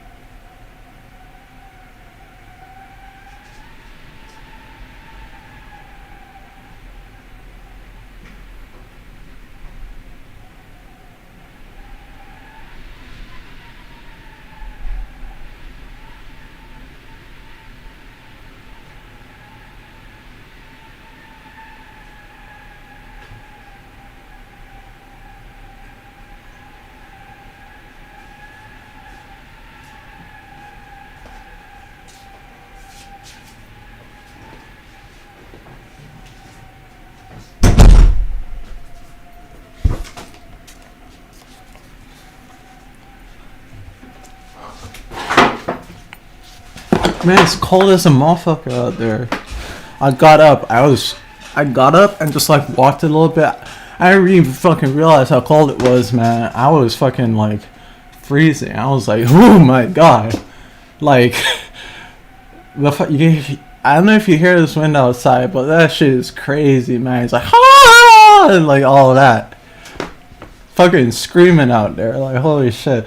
But no wonder, cause like I got up, I don't think I've ever been this fucking cold in my own fucking apartment. Like holy shit, I was so cold. Like this fucking this weather is crazy. I don't know what the fuck is going on there, but yeah, this fucking weather is insane. Okay, back to Crowder. Divisions, and other sports just like men's and women's divisions because they couldn't have in their wildest dreams thought of a Leah Thomas when it was just, of course, men. They're like, what do we say, women's division or female? What the hell's the difference? You know, that's what they did back in the day. They're separated by biology. Okay, so we've established that. They say gender is separate from biological sex. That's why Facebook has, I don't know what it's up to. At one point, it was 54 genders. Okay, so we either go with the rule that we've always had, which is to protect women. To protect women's physical safety and ensure. I remember like I saw like a couple of options for genders and on Facebook. I don't know if Facebook was like saying that's like the official gender list. I think it's just like the options they had available. There's a problem. There aren't 54 genders, in a swim pool. I have to say, one of my favorite things about the rise of the gender theory contingent is how everyone now gets to identify as some form of non-gender. The contingent. So there was this tweet thread from a fellow who went out where he said he identifies as queer now because he likes a wide variety of women. And people immediately said, I don't understand how this makes you queer. I mean, this just sounds like you're a straight dude. And he's like, yes, but I don't feel that I fit into the gender binary that suggests that straight is anything like what I am on the inside. And you know, it comes to me that there are an infinite number of genders. So instead of just having a bunch of names for genders, we could call you by like a name, like say your first name, and then we could just actually treat you like you with a first name, but you would also be either a man or a woman, just like every member of a mammalian species in the history of anything. But that might be too complex to call people by first names and treat them as individuals. Let me ask you this. Your wife is a doctor, obviously. She is. So if you say you're non-binary, you don't treat you as an individual. I guess you treat them as a pronoun. Man, like they just make arguments, and it's like I don't even forget what the point of this argument is even supposed to be. Like y'all just seem like you're talking. Like I don't even know what kind of point you're trying to make here. What does a doctor do in 2020? What does a doctor do? Doctor just sits around and does nothing. Nothing. You say, hey, are you male? Okay. What's your height and weight? How do you ensure people remain healthy? Because guess what? What? Do you think that like fat people don't know what their weight is? Do you think that they don't ask people what their height and weight is when they go in? When they're going to like to see the doctor? You think they can't tell what their fucking weight is? That if they stood on a scale they wouldn't be able to record their... What the fuck are you on about? If you have is there an epidemic of like you can't ask people their height and weights? Like conservatives just like make up random like scenarios that they think theoretically could happen, and you're like, this sounds stupid, doesn't it? And you're like, yeah, it's a good thing that's never happened. If you have a test that comes back with certain levels, certain hormonal levels, right, or certain neurohormone levels as a woman, and you have those same levels come back as a man, in one case it might mean you're pregnant. In the case of a man, it means you have prostate cancer. So how do we do that? Oh wait, hold on a second. What? I'm pretty sure like that's not the only way to like check for prostate cancer. Isn't there a thing where you like put your hand up the person's ass or something, or you put your finger up their butt? I remember, but like, what does that have to do with anything? And why is Steven Crowder like acting like he's like a doctor of biology or whatever? Like, I'm pretty sure like there are ways to like consider this stuff, and it just seems like he's talking from a place of ignorance rather than like he's actually like has any sort of like real medical concern or whatever. Like, you should probably just stay out of it. Like, I don't think he knows anything about this. Wait, Well, we're not allowed to discuss that because all body types are healthy. So now, and this is the problem. What? I don't. Who says that all body types are healthy? I even know any like super. I've like seen it like maybe like extremely occasionally. But like it's pretty rare for me to see someone saying, yeah, being morbidly obese, it's fine for your health. Like well, they probably wouldn't describe it as morbidly obese because, you know, morbidly, but like, oh yeah, being extremely obese, that's like super healthy. Like I don't know anyone who says that. This is why I did that fat studies. I mean, it's a prank, but it's not really a prank because the idea was it started out as a goof, but then it was just, look, this is such a house of cards. We need to kick this thing down because today's quackery, and we've lived this in real time, Ben. I mean, you and I have known each other now, what, since 2009? Yep. Today's quackery in the ivory towers of academia is tomorrow's scientific fact. That's the reason that modern gender theory is a thing. It all started with a conference at Yale, and we're laughing about this idea that, you know, fat... Conference at Yale? What the fuck? I think something exploded out there. What the fuck? Something just happened outside my apartment. I don't know if like it was like an afterburn or something. I don't know. Some kind of explosion or something. I saw like a flash of lights. That was weird. Pride and these intergender types that have to be treated just as... Usually it's all body types are potentially healthy / unhealthy. I don't even think I've heard that. I don't even think I've heard like, oh yeah, being obese is like potentially healthy or unhealthy, or like being like extremely anorexic or whatever is like potentially healthy or unhealthy. Like, I don't think I've ever heard that. Or like, I mean like maybe I'll like occasionally hear from like people who are like anorexic or fat or whatever and like coping, but like you're laughing right now about this man. Otherwise, I don't think I've ever heard that. Otherwise, just as legitimate. You're laughing right now. And I don't think like I've ever seen like people en masse just like saying that. Even on the left, like I don't think I've ever heard that. Right now about this man, for example, this is news from you. That you're saying he claims he's not straight, and people give me a hard time saying, well, you're actually not queer. 2 years from now, no one will bat an eye. They're like, oh yeah, okay, he's queer. Yep, that's. I'm sure it's gonna happen. Like a guy saying, I'm queer because I'm into different kinds of girls. Yeah, everyone's just gonna unquestioningly be like, yeah,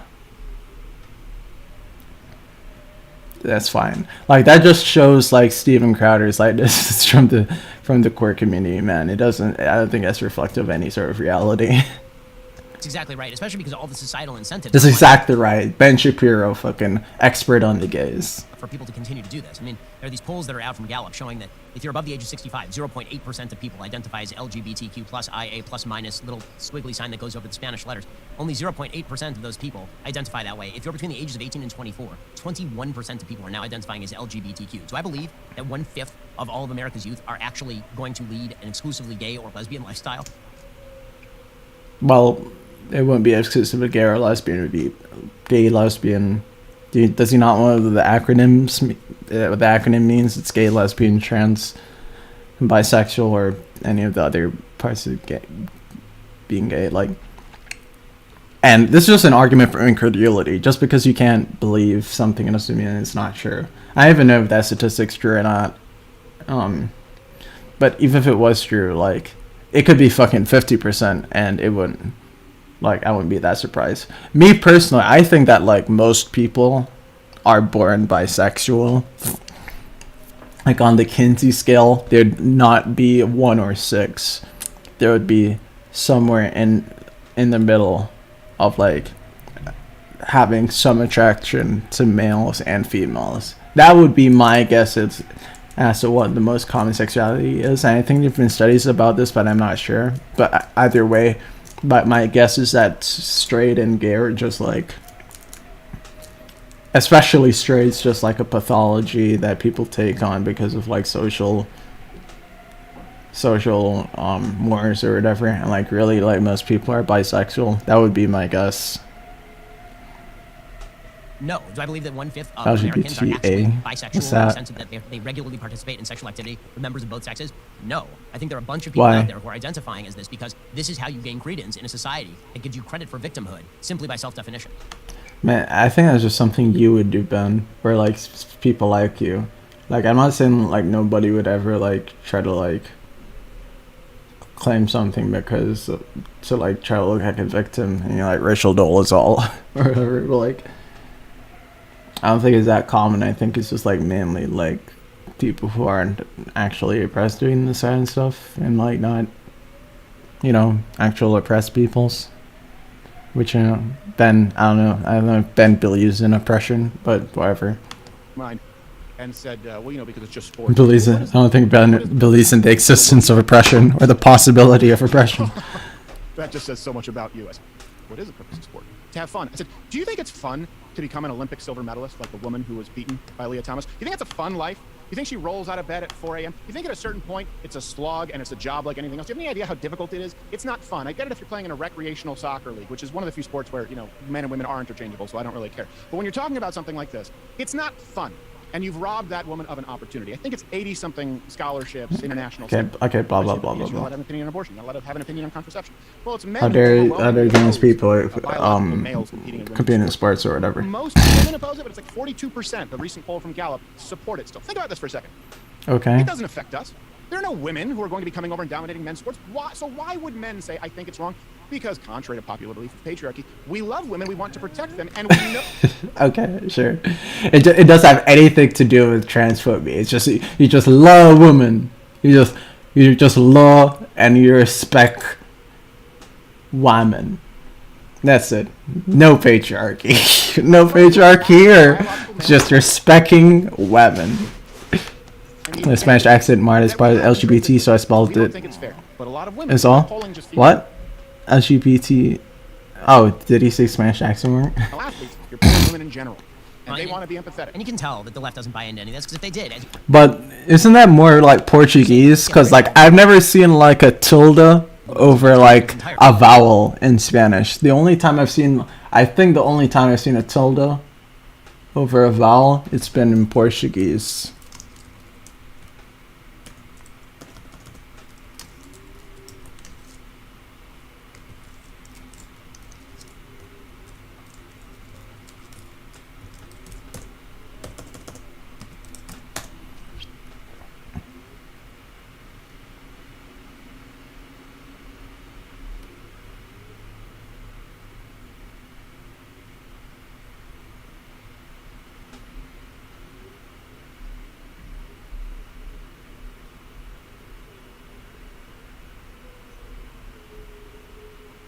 I'm trying to find like a Portuguese word with a tilde over a vowel.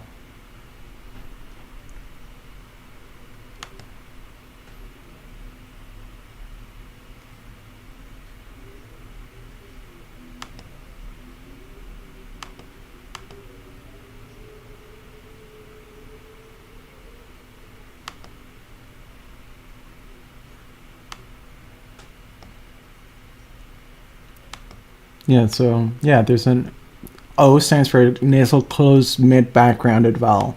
So that's just a way to pronounce a vowel in Portuguese, I guess.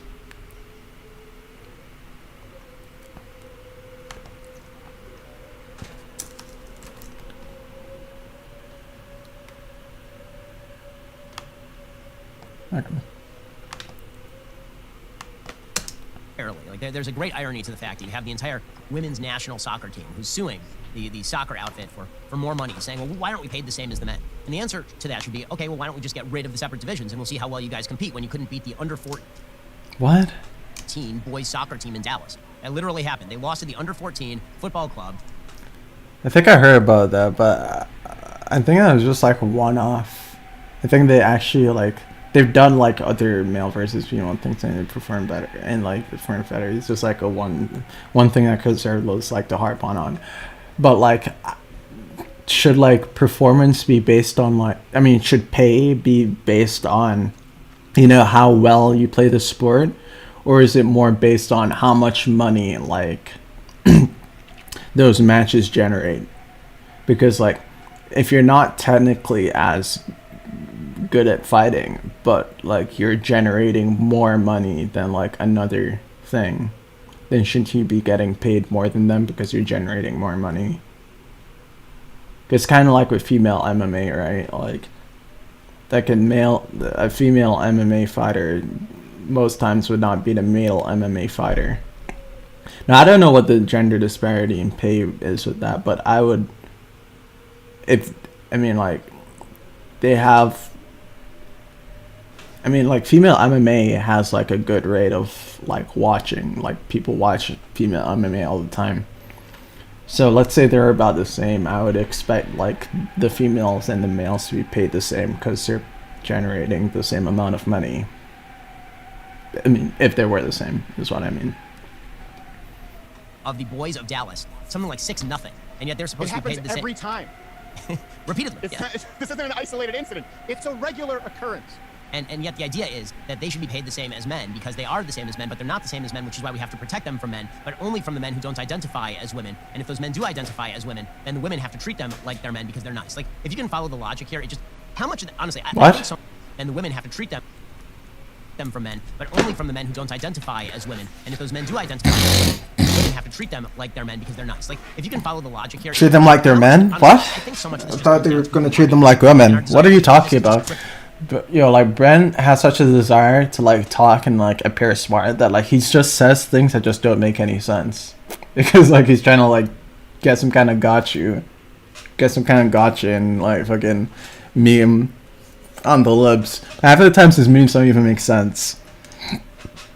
He's just speaking really fast so people don't realize. In society, it's people who are saying, listen, I'll put the pronouns in my bio because it makes me feel like I'm being nicer to people. But what you're really saying is that you buy into an entire worldview when you do this. 98% of the people how dare you in their Twitter profiles are people who are not transgender. They're just normal straight people. And when I say normal, statistically normal straight people who are putting this in their Twitter bio so that they can feel good by tolerating and accepting and celebrating people who have decided that they are not going to act in conjunction with actual biology or reason. I actually like. Oh my gosh! How dare they? He's like literally like furious because he put all this emotive language behind it, but he's literally just mad because like some cis people are like allying with the trans community and showing solidarity by putting pronouns in their bio. How dare they? I guess. More effective knee repellent is someone wearing a mask by themselves in their car. So if I see someone put their pronouns in their bio, I am cutting them a wide berth. But people try to say that, get rid of divisions. Let me give you one exception, Ben. This is how you know I'm not sexist. You know one exception where women actually... This is how you know I'm not sexist. Look, anyone who says that, they're probably sexist. Like, I don't know if like you can even have one thing that will prove for all time that you're not sexist. You would find a handful of women amongst the men. Shooting sport, specifically small bore shooting. Guess what? There were even countries in the past that separated the divisions because they had female athletes who were out competing the men. And this is something the left doesn't want to acknowledge because guess what? In every other sport where we're talking about physical advantages, the men win. There's one exception, and that's where it's mechanical. Who the fuck on the left thinks that like men generally wouldn't beat women in most sports? Because guess what? Or like male athletes would generally beat female athletes in most sports. That a female, there's no intrinsic reason, right? There's no innate reason that a female could not be as good of a shooter as a male. I don't want to talk about that. What? I can imagine many intrinsic reasons. Like, I'm pretty sure like the amount of arm muscles that you have, and like back muscles or whatever, controls your ability to, or like affects your ability to like control your shots or whatever, and like the amount of muscles in your wrist or whatever, that would like control your ability to like make an accurate shot. I would guess. Because that opens Pandora's box to, so that's why female gun ownership is important. So Steven, what? Now that you have identified... What kind of point is this? There's no intrinsic reason, right? There's no innate reason that a female could not... Hold on, let's see. Something the left doesn't want to acknowledge, because guess what? In every other sport where we're talking about physical advantages, the men win. There's one exception, and that's where it's a mechanical advantage. Because guess what? There is no reason that a female... There's no intrinsic reason, right? There's no innate reason that a female could not be as good of a shooter as a male. I don't want to talk about that because that opened Pandora's box to, so that's why female gun ownership is important. What? Bro, I need to fucking listen to this shit again. That shit made no fucking sense to me. This is something the left doesn't want to acknowledge, because guess what? In every other sport where we're talking specifically small bore shooting, guess what? There were even countries in the past that separated the divisions because they had female athletes who were out competing the men. And this is something the left doesn't want to acknowledge, because guess what? In every other sport where we're talking about physical advantages, the men win. There's one exception, and that's where it's a mechanical advantage. Because guess what? There's no reason that a female... There's one exception, because there's a mechanical advantage, and there's no reason a female shouldn't be able to beat the male. There's no intrinsic reason, right? There's no innate... But the left doesn't want to admit that the females could beat the males in shooting, because that would open the door for female gun ownership. I don't want to talk about that, because that... Bro, what? Oh, so that's why female gun ownership is important. Bro, what are you talking about? That doesn't make any sense. I don't know how to respond to that, because that was a complete non sequitur. I don't know what the fuck he's saying. So, Stephen, now that you have identified as a fat woman... Well, half the time that I listen to these conservatives, I'm like, what the fuck are you talking about?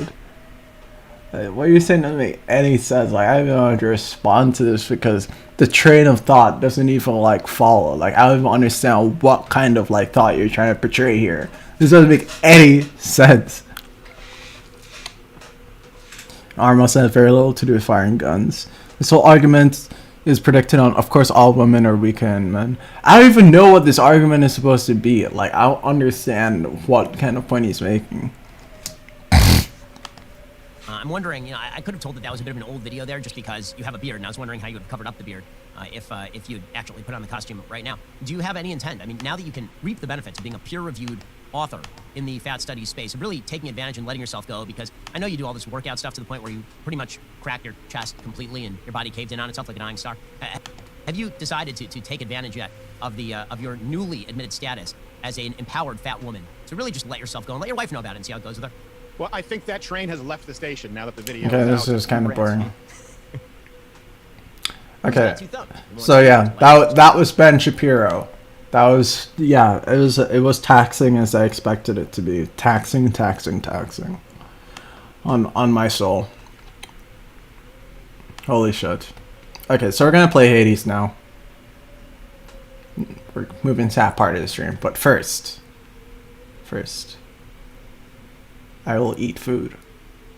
I will, in fact, eat food. Maybe we can, like, just watch some random bullshit in the meantime. And, see if, like... Yeah, we can just, like, watch some random bullshit in the meantime, before I, eat food. What do you think? So it seems kind of interesting.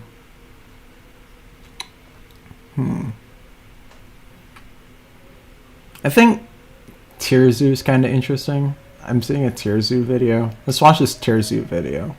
What if humans were nerfed? What would happen if humans fucking sucked? Let's see. This episode was sponsored by Skillshare. What if you could just get wrecked? Wrecked by the fucking bears or whatever the fuck is gonna wreck us. Orcas. These fucking bees and ants gonna fucking this game has ever spin on our block and even shit. builds with a near max power stat have little chance against a fully armed human. Okay, And conversely, this isn't- even builds with the highest defensive stats in the game still can't block attacks from the ridiculously OP weapons humans unlocked via crafting. The shifts in the meta reflect how overpowered they are. But what would happen if humans were nerfed? What if their intelligence stat was lowered back below the point where they gained the ability to make tools?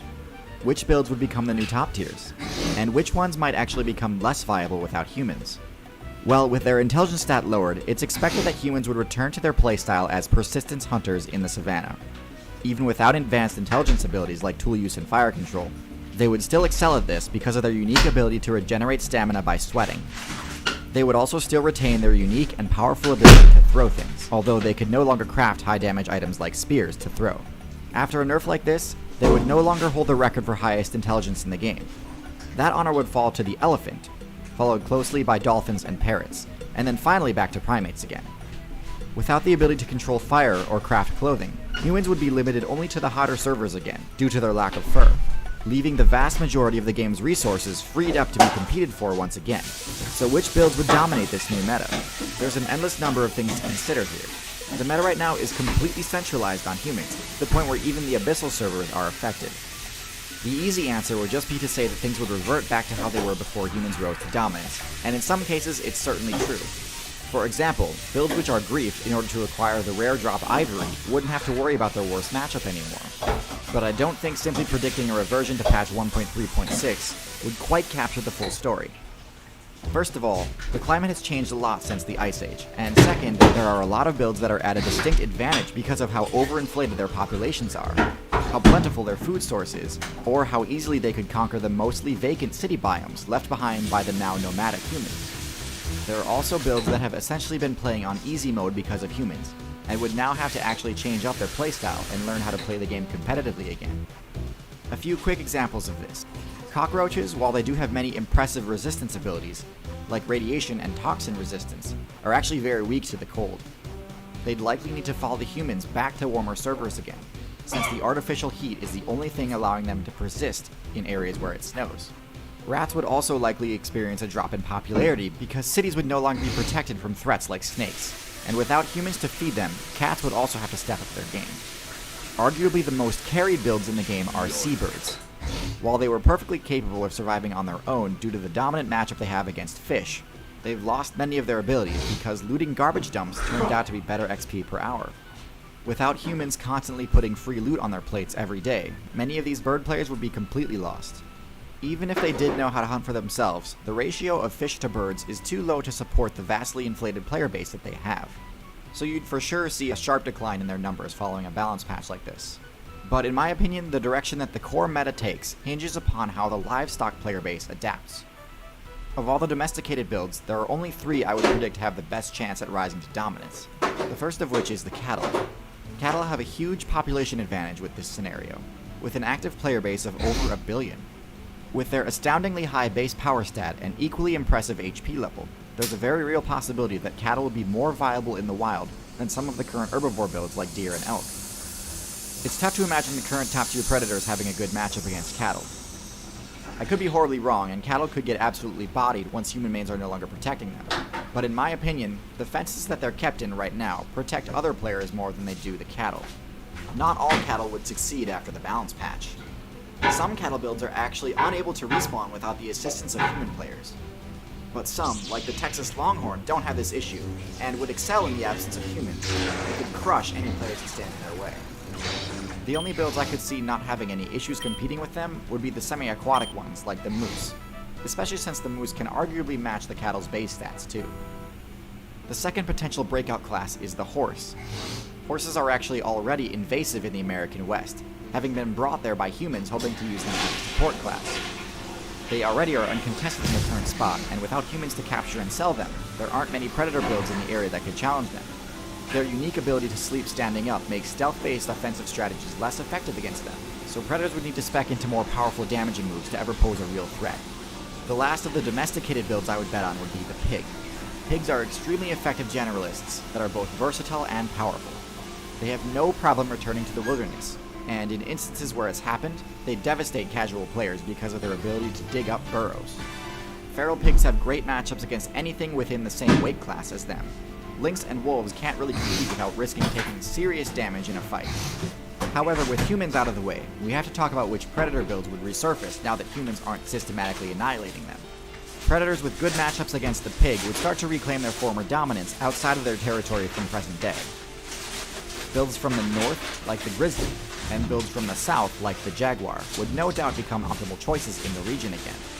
Lions used to exist on every major server, so it makes sense that they'd jump at any opportunity to regain their former glory. We can't talk about a humanless meta without speculating on what would happen to the current top-tier support classes, cats and dogs. Without humans to feed them, they'd need to compete with each other. And although dogs do usually beat cats in a 1v1, the cat's ability to climb would grant them an enormous advantage in the city biome. The builds which already perform well in cities would probably continue to do so, and in turn would allow cats to persist as well. However, dogs are no stranger to transitioning from their support role back to pack hunting DPS.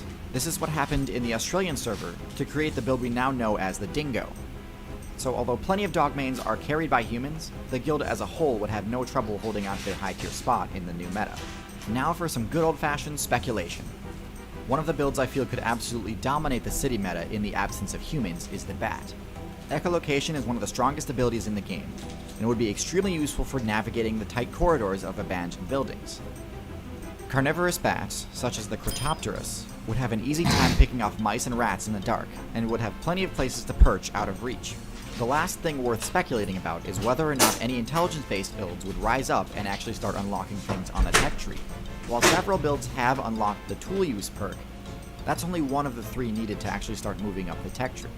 Control of fire has been unlocked by certain hawks in Australia, but they can't make it themselves, they can only spread it. And agriculture has only been unlocked by ants of all things. None have unlocked all 3 at once aside from humans. Aquatic intelligence builds like the octopus and dolphin probably won't ever unlock fire control. Ants probably won't either because they are too small to handle it without being in range of its heat, but I suppose it's possible. Parrots and elephants have the best shot in my opinion, as they both have the ability to pick up items, both have long lifespans, and both are herbivores that would benefit greatly from unlocking agriculture. There is also of course the possibility that one of the other simians starts to spec into bipedalism, higher intelligence, and vocal cords to simply copy the human niche. Learning new skills like this isn't easy, but if you watch my channel, I'm betting you enjoy learning things from YouTube. And so do I. That's why I love Skillshare. Skillshare is an online learning platform that features some of my favorite YouTubers talking about how to do the things that they do best. Like animation, essay writing, or I'm back. These great I got to eat my fucking pita. God. Can be watched for free if you use the link in the description of this video to start a 2-month free trial of Skillshare. Okay. What's this here? About a cat tier list. Cats are cool.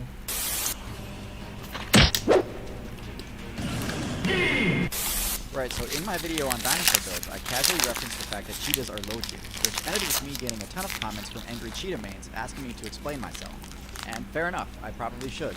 But instead of just making a video on cheetahs, I figured I would kill 2 birds with 1 stone by also finally releasing I do love cheetahs. Cat Dynasty. First, Cheetahs are awesome. They run so fast. And they so I purr. don't think it comes as a surprise to anyone that cats are exceptionally effective builds that have held a high tier spot in the meta for more than a while. And though this isn't true of every cat build, of which there are more than 40, cats carved out their spot in the meta by being the best choice by far for anyone looking to play an assassin or rogue class. Their weapons and movement kit are carefully crafted to allow cat players to have an easier time scoring critical hits on their targets than most other carnivore players. Like I said, there are more than 40 different builds possible, so I can't really fit them all into a single video. So instead, I'm going to go over the most popular ones, and hopefully the way I analyze them will help you make your own call if you're interested in one of the less popular builds. So anyways, I'm going to start from the bottom of the tier list and go from there. Right at the bottom, we've got the cheetahs. They have the highest movement speed of any land build, which is definitely an impressive title to hold. When it comes to scoring kills on builds with high mobility like gazelles, antelope, and ostriches, there are a few better at it than the cheetah. But while this works against those particular targets in that particular situation, it serves no purpose when it comes to actually defending the kill. And as a result, a high percentage of the kills a cheetah gets end up getting stolen by lions and hyenas. Cheetahs need higher power and defense stats to actually be able to use the benefits of their high mobility. The cheetah's inability to defend itself. Imagine you chase down that your fucking baby antelope, fucking shit gets stolen by hyenas. That most annoying animal ever. Be pissed. Long story short, F tier because they get bodied way too hard by the kills. In D tier, we've got the Lynx. There's too much to say about them. They've got low medium stats across the board with the exception of stealth. And they do possess one relatively useful ability, the ability to move silently through snow. They're best at taking out small prey using stealth, but in my opinion, there are better choices for this type of playstyle, such as the owl or the viper. While they don't get griefed nearly as badly as cheetahs, they do have to watch out for cougars, wolves, and coyotes. One level higher and we reach the cougar. While its stealth is actually a bit lower than the lynx's, all other stats are a good bit higher, especially strength. However, it's not quite strong enough to overpower midweights like deer and elk without putting itself at risk for taking damage too. While it can climb pretty well, it's most comfortable duking it out on the ground. I've never discussed troll builds on this channel, but honestly the trolling potential of cougars is too good not to mention. Cougars lack access to the roar move, but that doesn't stop them from trying, and as a result, they have one of the craziest battle cries in the game. Yeah, cougar sounds are crazy. instead It's sounds terrifying. exactly like a woman being brutally murdered. Yeah, One of the few it's ways so to weird. seriously mess with human players that invade their territory. It's terrifying.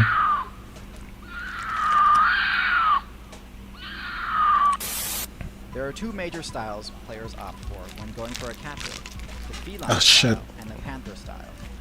All of the builds so far have been in the feline style, which generally has higher mobility but lower strength. Panther style cats, on the other hand, are stronger, bulkier, and also have access to the panther signature move, roar. So we're finally going to switch gears over to the panther builds as we continue up the tier list. The leopard build is the next rung up on the tier list, being Africa's premier solo rogue class. Of the panther classes, this is the smallest. This offers the leopard players maximum mobility while climbing, a trait they use in While it is definitely stronger than the cheetah, it is still no match for gang squads like llamas and hyenas. But unlike the cheetah, leopards actually have a way to avoid getting their kill stolen. Leopards can climb much better than any of their competitors, and they do have high enough strength to carry their kill up the tree. This allows them to gain all of the XP they deserve. All these traits together are in the leopard high tier. Now we're at A tier, and this is where the tier list gets a little muddy, since we've only got 2 tiers left to place quite a few more builds. If I'm being honest, even though I placed leopards in B tier, the snow leopard players, with their extra stealth bonus, have a strong argument for A tier. Anyways, at the bottom of A tier, we have the largest of the cats, the tiger. Not many unique abilities, but generally just very high stats. While tigers do have decent stealth, they rely more on their sheer power for winning fights. This allows them to take out tough and dangerous players like the boar. One top tier ability they do have is their incredibly powerful jump, making them deceptively mobile while appearing to have only average speed. Overall, if the tier list was simply about who would win in a one-on-one fight, incredibly powerful jump, like the boar. If the tier list was simply about who would win in a one-on-one fight, tigers would be S tier, no doubt. Unfortunately, that isn't the case, because even though they'd lose in a one-on-one fight with a tiger, lions are undoubtedly more viable overall. If you watch my videos a lot, you know I see coordinated attacks as one of the most overpowered strats in the whole game, and lions are basically the poster child for coordinated attacks. So far, most of the other cats we've talked about all generally target players playing squishy targets, but lion players are some of the only ones bold enough to deliberately attack a tank. Their highly organized parties they form allow them to control entire sections of the map, and their defined roles prevent leeching and also protect newer players from gankers. All in all, great build, easily A+ in And finally, we've reached the top tier, the build that embodies everything excellent about the cat dynasty, the Jaguar. Jaguars are the absolute best build in the entire game when it comes to one-shotting players with a critical hit. They have the most damaging bite of any of the cats, enough to pierce armor, and their incredible accuracy lets them nail their target right in the weak point, the back of the head. They may not have the raw stats that the lion and tiger do. Yeah, I just saw a jaguar fucking like one-shot a crocodile. That shit's crazy. Jaguar fucking fought a crocodile? Crazy. But the jaguar can even see a target obscured by camouflage. Jaguar went on crocodile said, "Oh my god!" Oh. That jaguars are the most versatile cat build available. They're great sprinters and pristine climbers, but they're also just as much at home hunting in the water as they are in a tree. No other build can boast dominance in the arboreal, terrestrial, and aquatic map zones. They really do dominate. Lions act like they own the place, but they do face plenty of competition. But jaguars, they do own the place. They could carry their food up a tree if they wanted to, but there's no need. So yeah, a build that can one-shot anything on its server and dominates 3 of the 4 main play zones. That's your S tier. So there you have it, the tier list of the cats. Thanks for watching. Oh, did I forget something? Yeah, you buggers are getting your own video. Okay.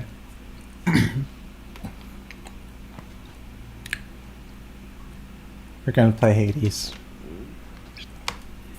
Just waiting for my controller to connect, and then we'll play.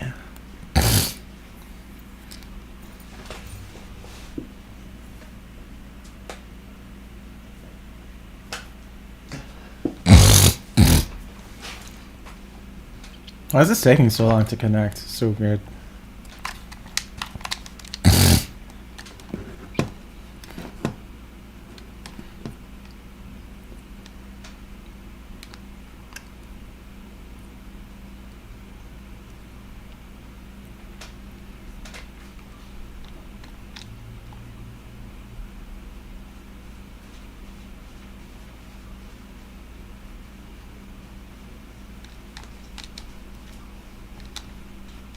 Connect beach. Connect beach.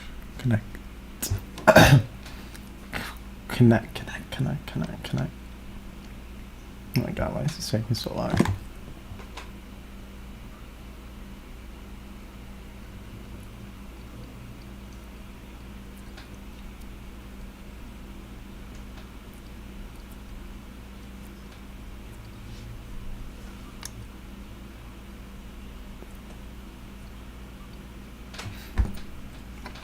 I guess in the meantime, I can pick up this power up. Oh wait, I forgot to turn on the sound.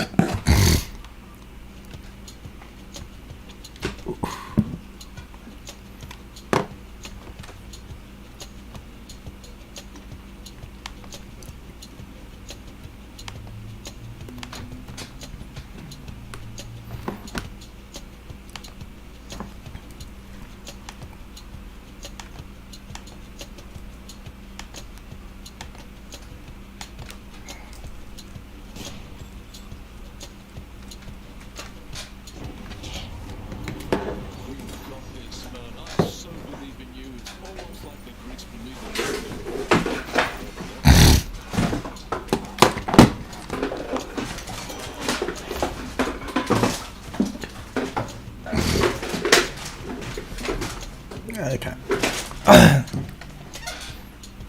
Especially Netflix Hangover. Attack Netflix Hangover. I'll go with the Attack Netflix Hangover.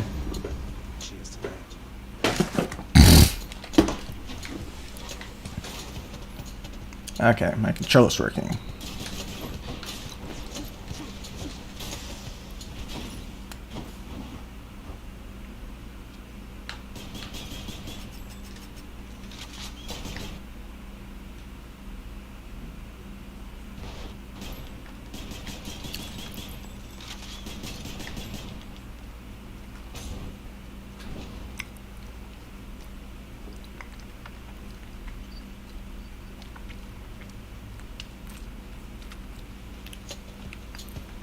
Let's go.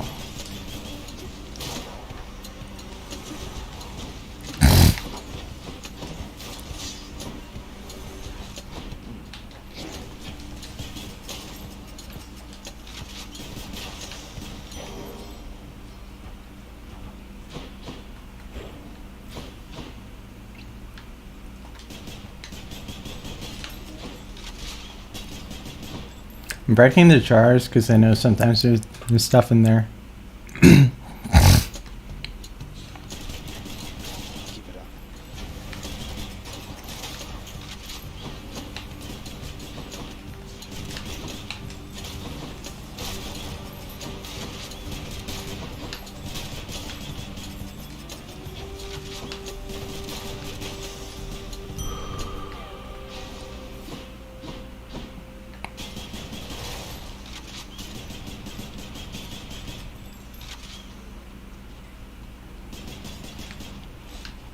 Ha, health. Got him.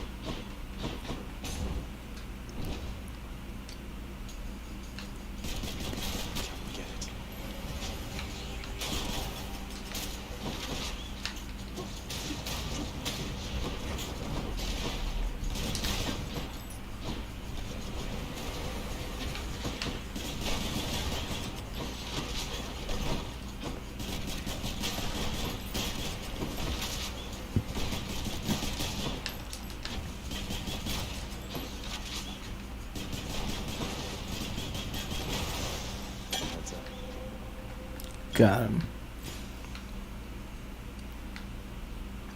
Let's get this. Hi, what's up, Megan, Vincent?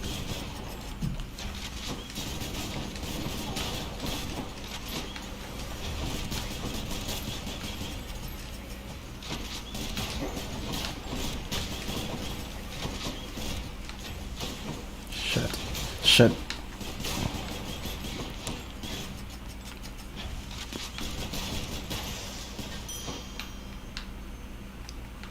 Money. Okay, I can go into that chaos thing. Now let's go there.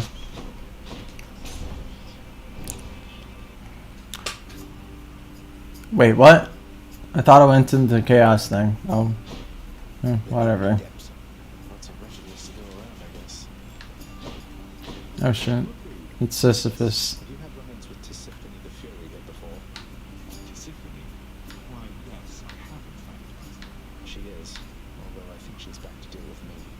I'll have to keep her plenty busy just in case. Appreciate it, Prince. Of all the Fury sisters, she's the one I would least care to see. But if she does stop by, you know, that's how it goes.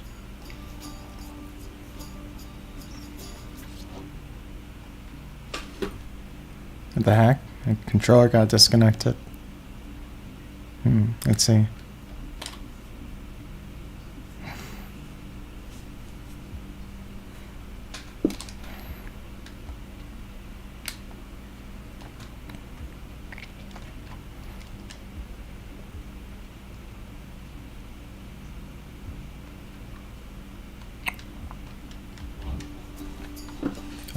Okay. Which one do I want? Used to permanently grow stronger. Purchasing items during escape attempts. Do I want it? Okay. Probably don't need healing right now. I'll go with this.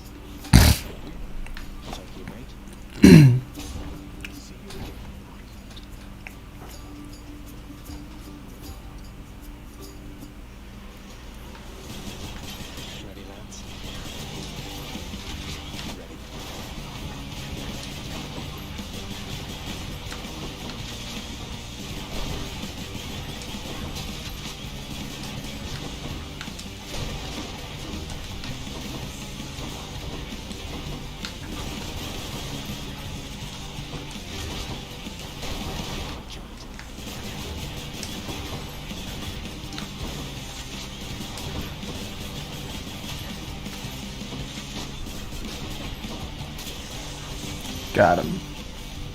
Anyone else? Don't lose heart now, little goblin. I won't have you giving up before you get to see me in the flesh.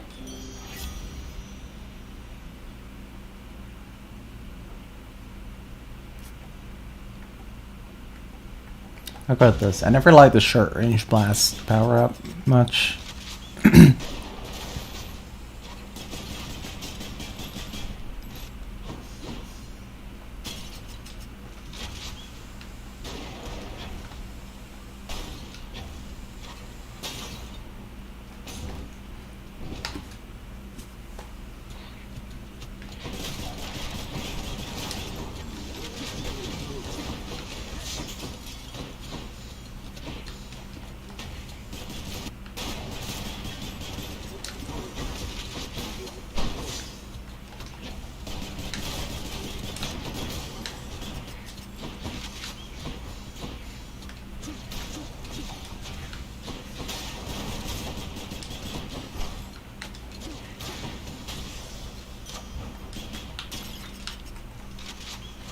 God's grant me strength.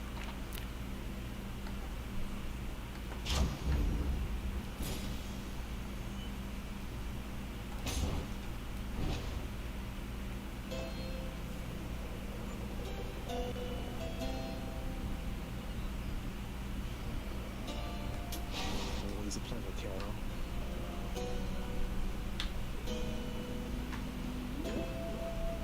Can't give him a present? Okay.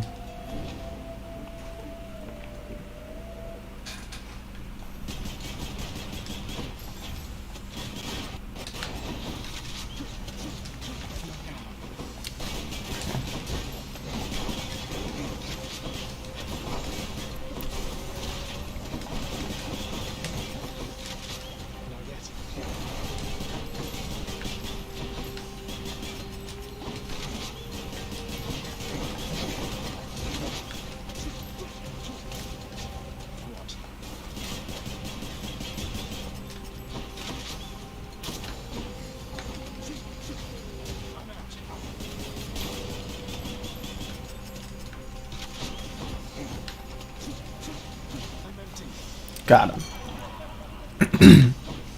That little beach.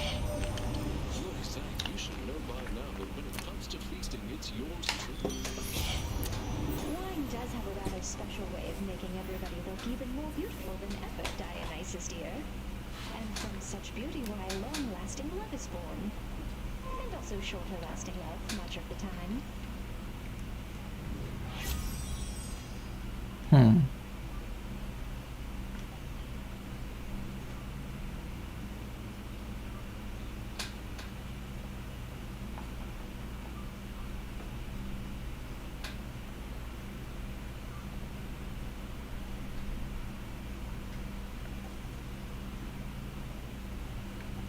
I got this.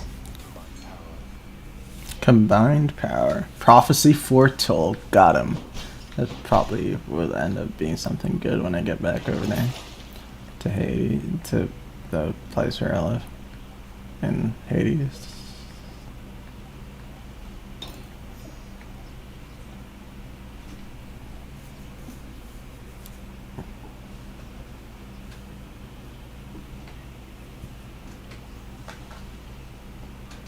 I'll take this one.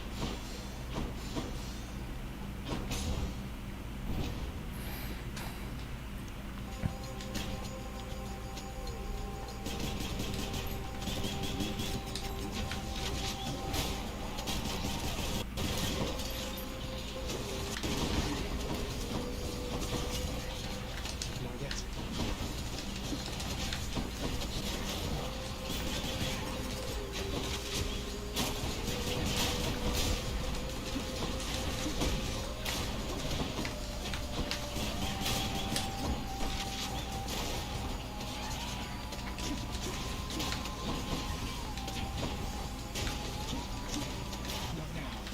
Got him.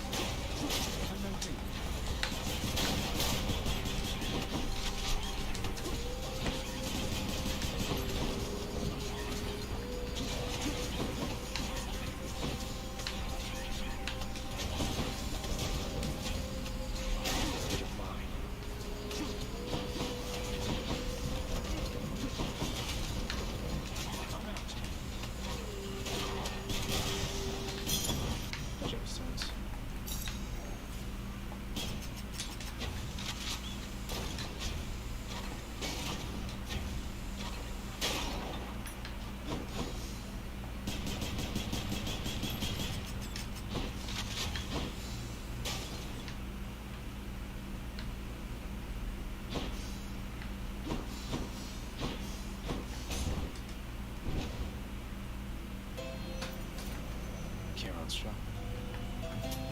She is mate. How about Electo's next?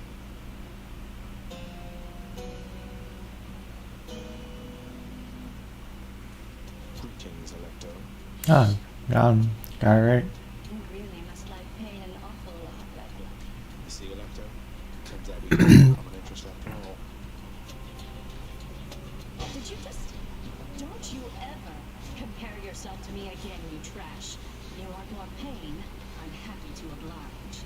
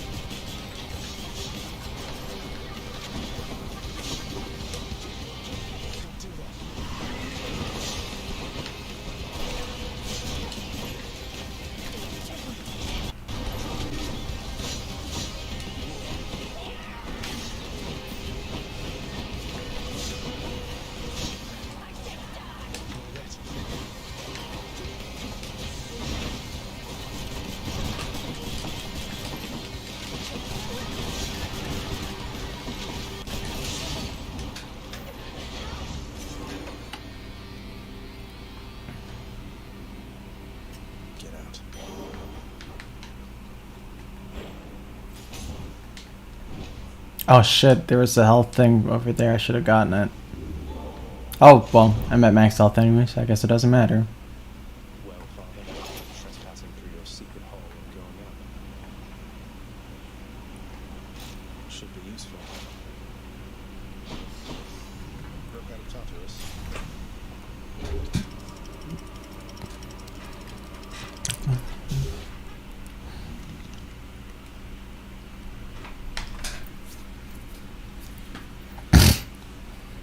That's for damn.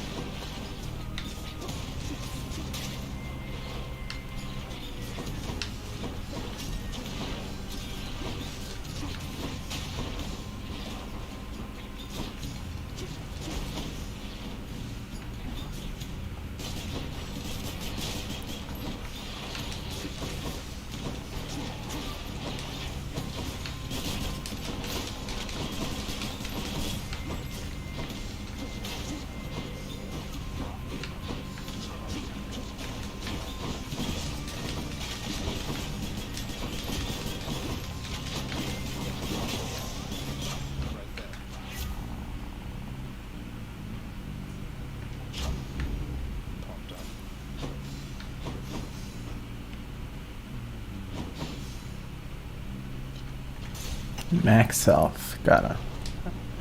I think getting max health is usually like the best option if you can get, unless I don't know, maybe in like exceptional cases. But getting more max health is like almost always like the best thing, because like I don't know, it's like keeps you from dying, keeps you pushing on. You can get health in another stage, whatever.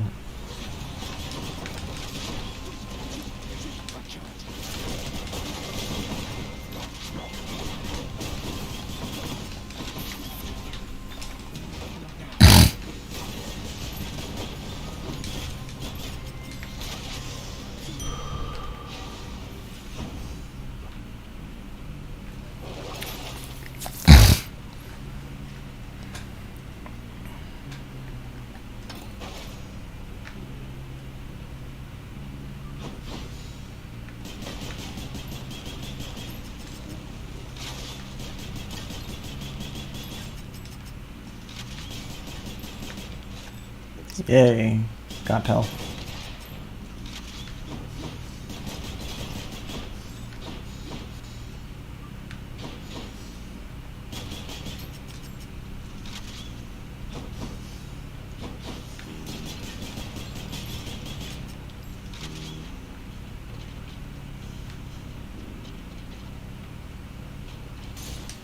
Course is set.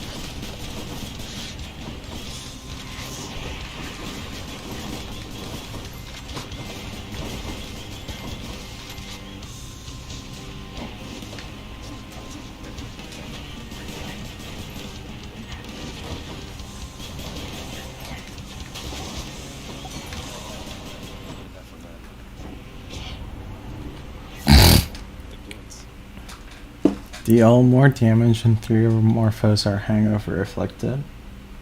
Reflected flows inflict on their foes near them for 4 seconds.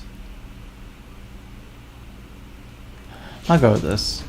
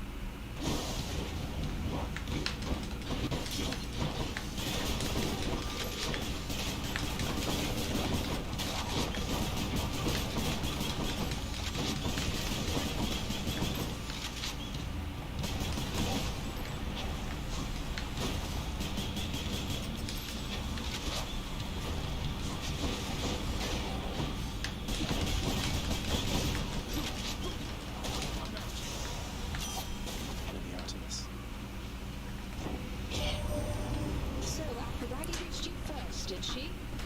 Sounds exactly like something she'd do. She has a knack for trouble. So, let's just stay focused here.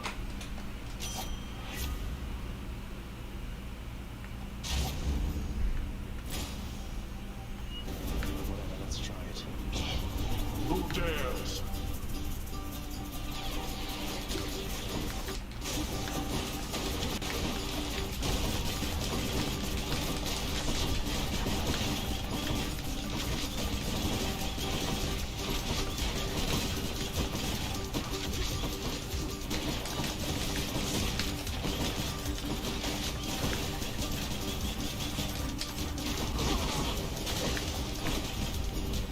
Not to the lowest depths with them.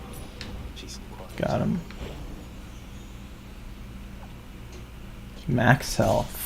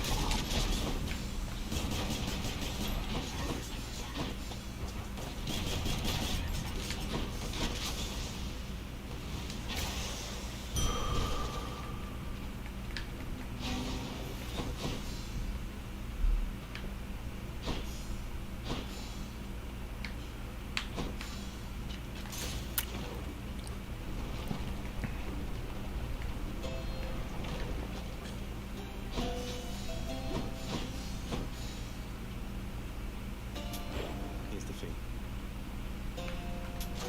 Good enough to eat. Stronger still. I think this is the boss battle. Bone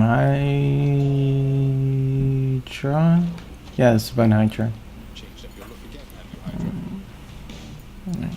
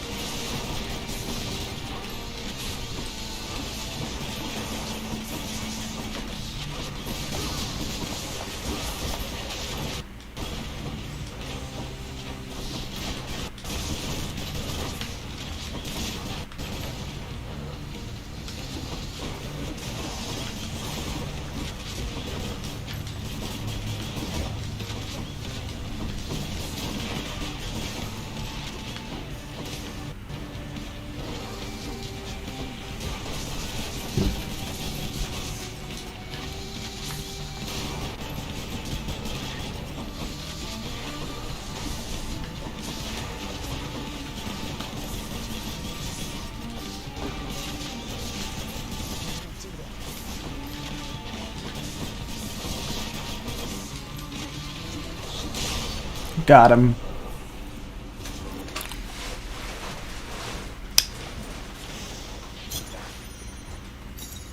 It's beautiful.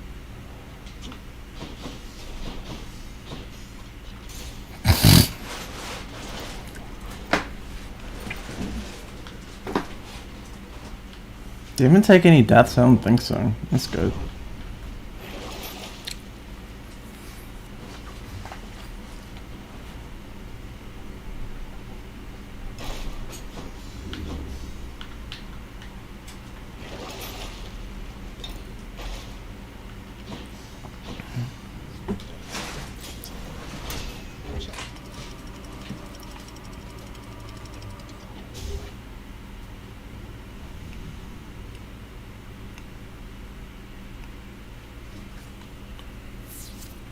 Dead must have it pretty good up here.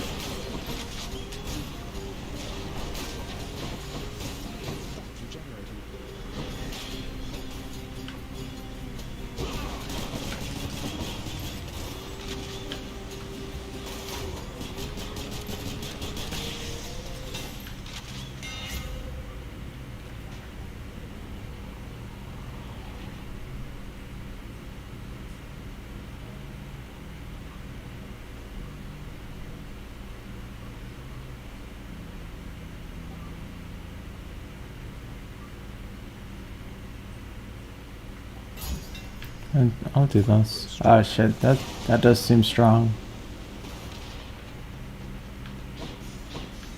It's strong.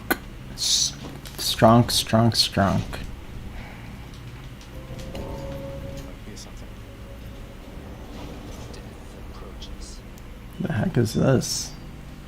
Thought you could just get away from me, did you? Thanatos.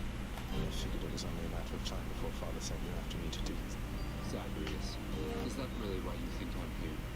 Let's see how many of these exalted champions you can send back to their dooms. Unless you'd rather I would send you back to yours. Here come your father's forces. Let them come.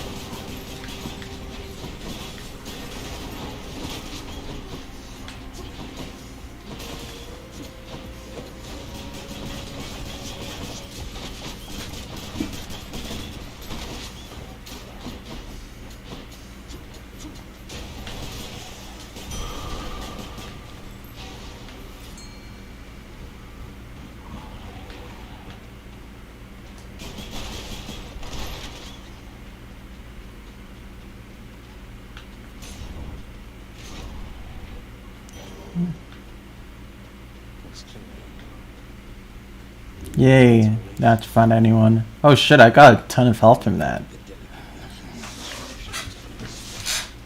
Is this really as good as it gets from mortal kind?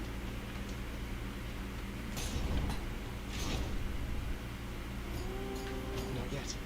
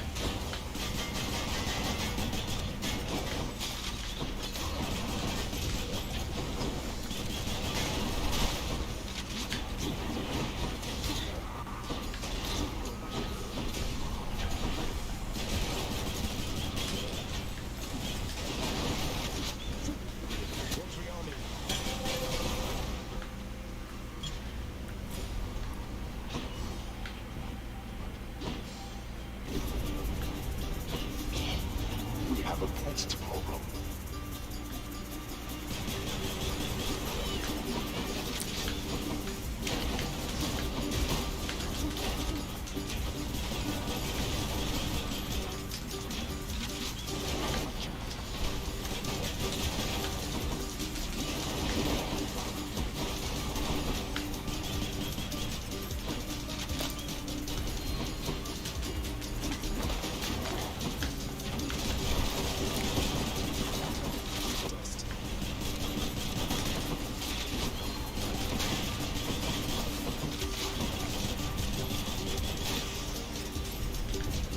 Disappointing for these so-called champions.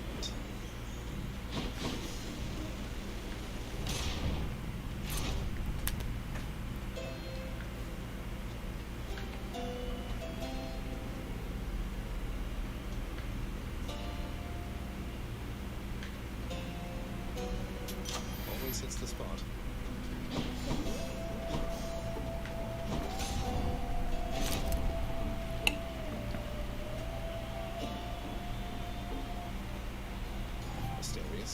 Theseus. So, will you leave me with little choice but to make you shut up already? And your bull-headed manservant there. That Minotaur whom you address is my dear friend, you preconceiving stain upon the earth. Asterius and I are brothers here in death, as we were enemies in life. Not that you could ever understand fraternal bonds as strong as ours.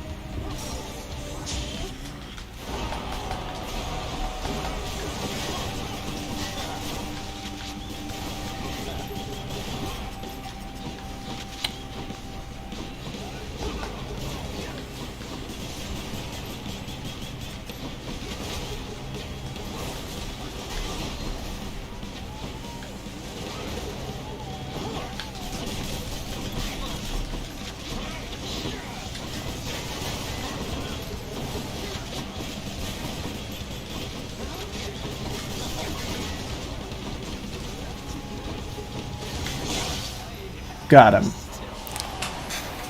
Fucking got him.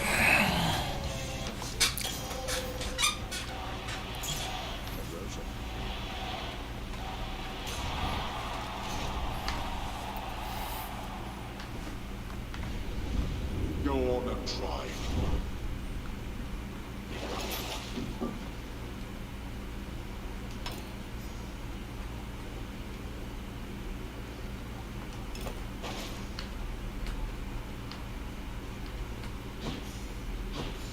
I can do this. I can do this.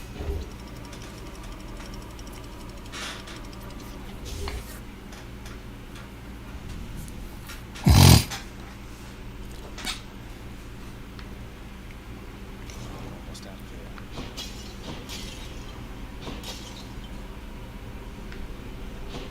What? What is this?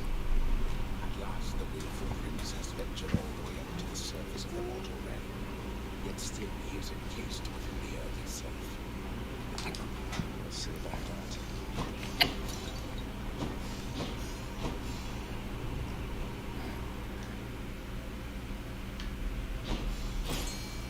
Don't want to jail.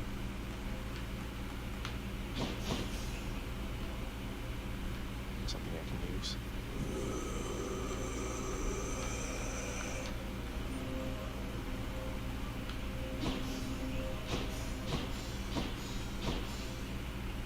One, two. Max out this.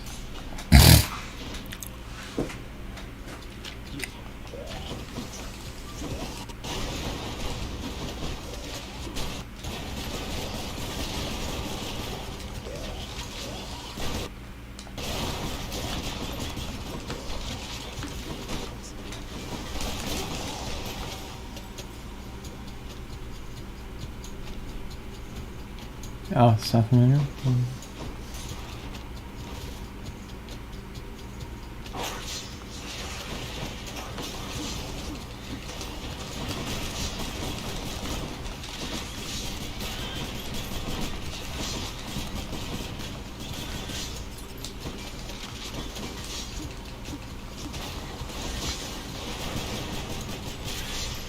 Oh shit, you can get poisoned. Just realized.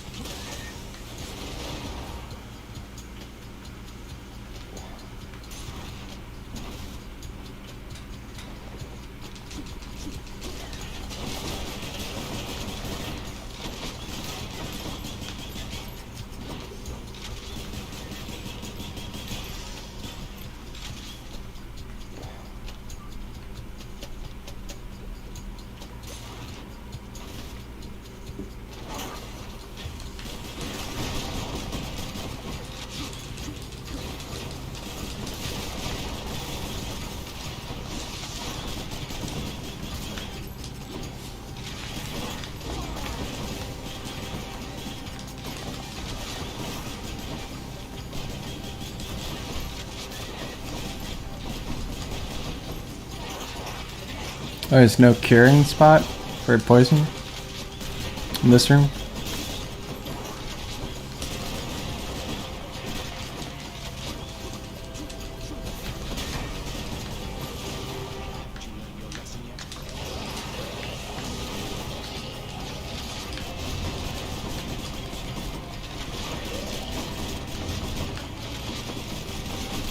Oh my gosh, there's so much shit in here.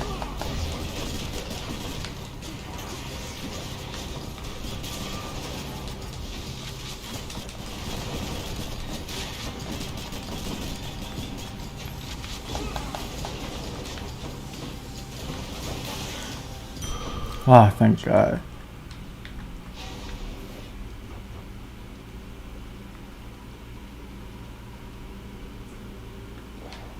Oh, that's where it was. Okay. Long way from home.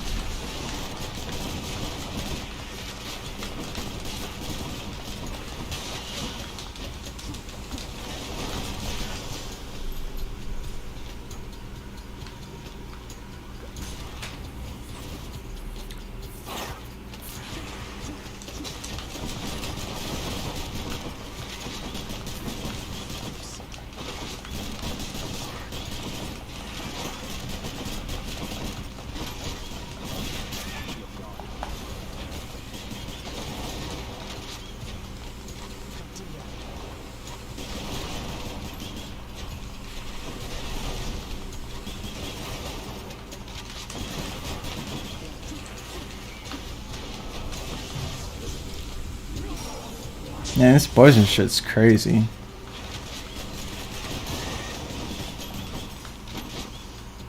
It's really strong.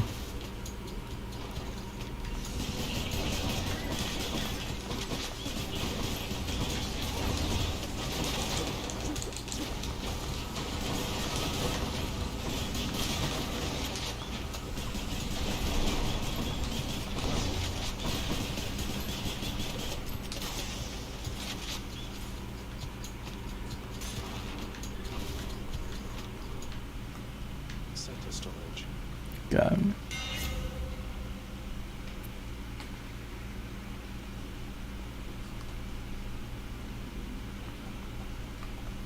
This should be useful.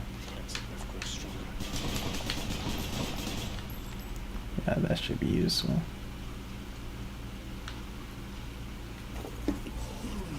This is also going to be useful. This can get me out of here. Oh, Cerberus. Alright, boy, I got your favorite treat. But you have to promise to let me pass it over, okay? Terrified, Cerberus accepts the fetid sack and scans the darkened hall for where best to consume. Sup, Carter Fulgham.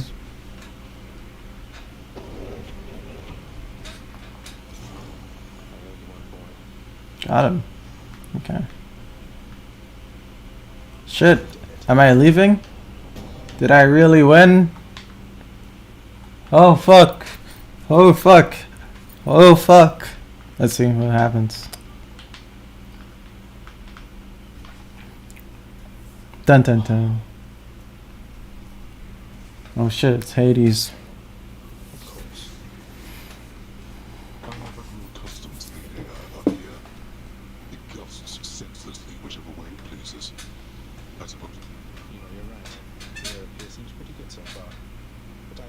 Judgment till I've had my fill. It should not have had to come to this. For all your antics with me around the house, I always kept my temper, have I not? Unlike you. Well, let's see. You've berated me repeatedly and often. You've lied to me, mustered your wretched forces to kill me over and over, but sure, I'll grant you that you always kept most of your anger bottled up. All that's about to change then. We are gods, boy. Killing one another is a lot. Although I always thought I was above it. So have you been the gamers first time you got to Hades? This is the first time I've gotten to Hades. First time.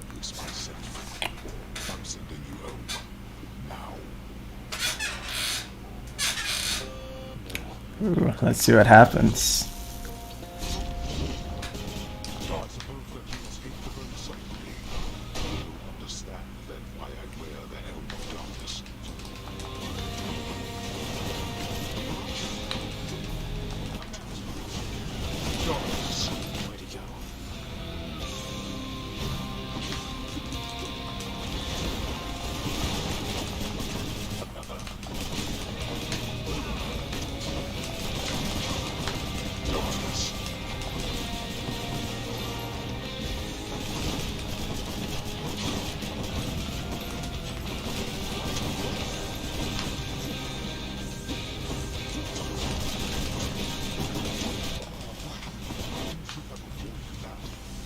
What? He's strong. His attacks do a lot of damage.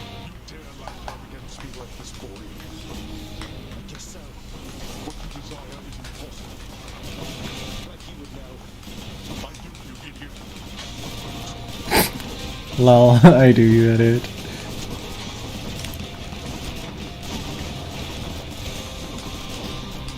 Fuck, that swipe is really strong.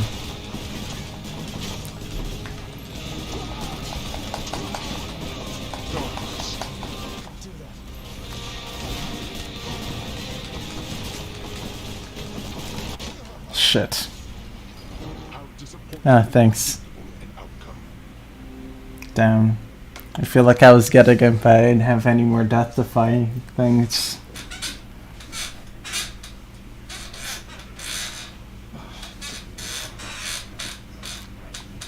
Is he there?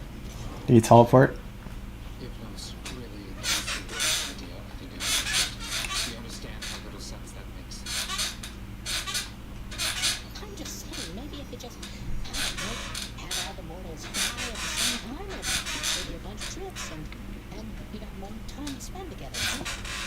He has 2 stages, 2 health bars. That sucks. I don't know why I bother with you, honestly. Get back to work and let me do the same. Oh, he's not there. Achilles on break, I guess. Say obvious. You wouldn't happen to know the name of the citizen, would you? Tall, woodsy type. I get the impression maybe you know each other. Yes. Should we just sit? Well, I once knew her. I should say. I never would have me such a thing, my friend. I saw her, mate. In Amsterdam. She's doing fine up there. All on her own. Excuse me. We never knew each other, Zagreus. We were husband and wife. She was my muse. To think that we are doomed. Ah, well. Don't you have a message I could make to her if we should meet again or something like that? I do not wish to trouble her again, my friend. Speak not to her of me, all right? I have no memory of her. It is enough. It can't be serious. Hey, mate. Here. I got this in my favorite kit position. Oh my, but you can't simply be this kind to me without retaliation on my part, my friend. Not too kind, mate.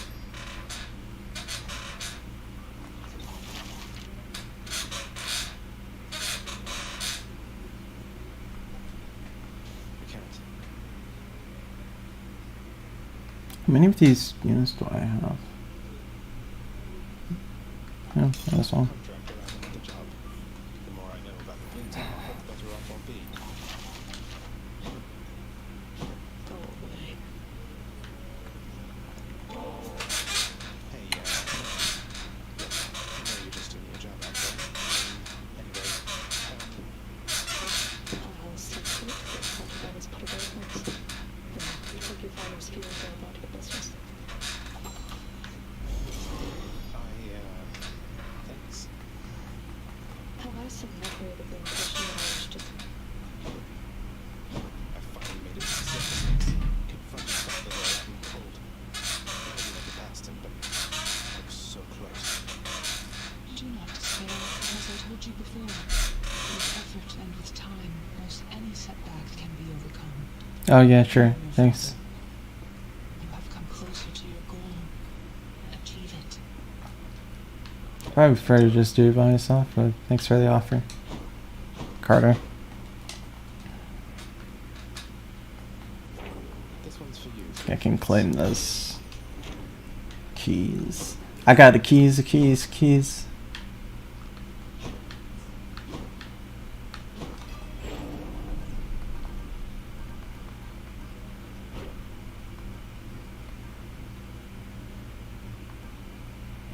Let's try this.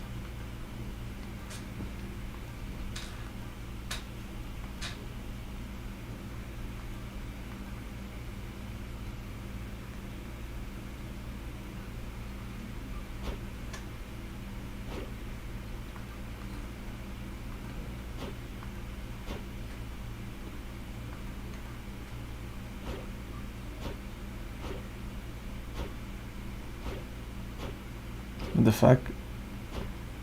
It's confusing. Oh shit, they're like alternate fucking power-ups? I didn't even know this.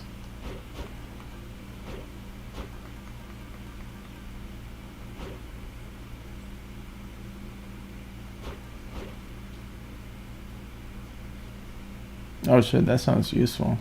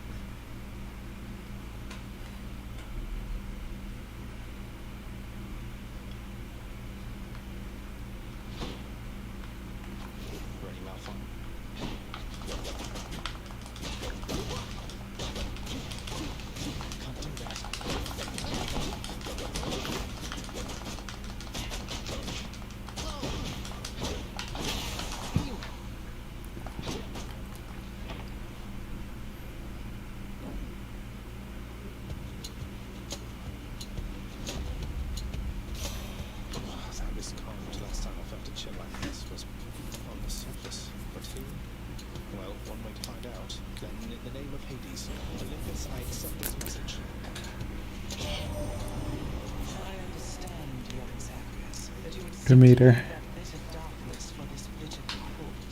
Quite honestly, I fail to see why. But I'll aid your plight, or not. For I can offer plenty of assistance. Got the power of the freezing surface now.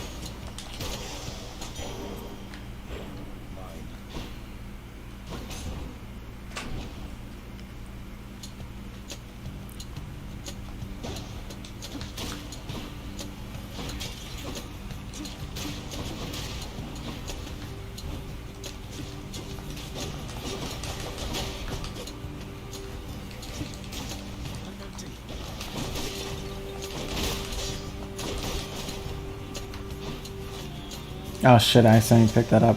Oh well, I guess it didn't matter. The biting cold surrounding you must mean the goddess of seasons decided to take an interest in your struggles, Zagreus. I did not count on Demeter being present.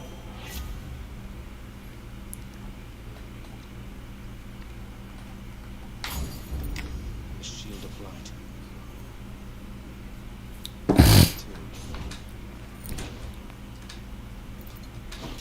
Wretches.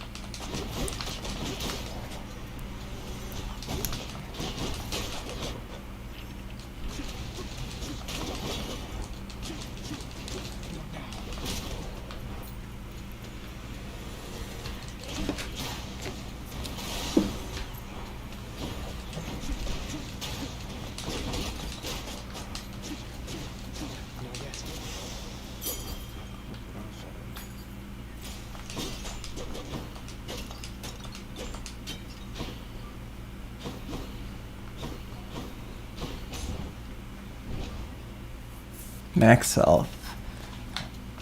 This shit's my favorite, like, thing you can pick up. Shit.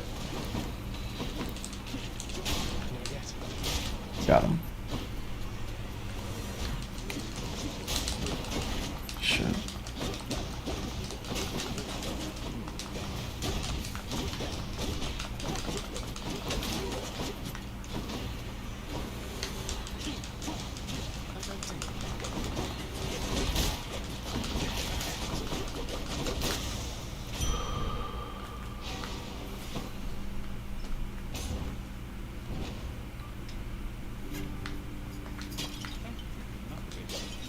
Sisyphus again. Anything the matter, or just passing through? How did we get to Sisyphus, don't take this the wrong way, but why are you helping me? My father stuck you here for an eternity of torment. Come now, Prince Zed. That's just the way I am. Besides, you're not the father of the head gods. You always seem a decent lad to me. If you're saying you want that to deal, well, I suppose I can relate, is all.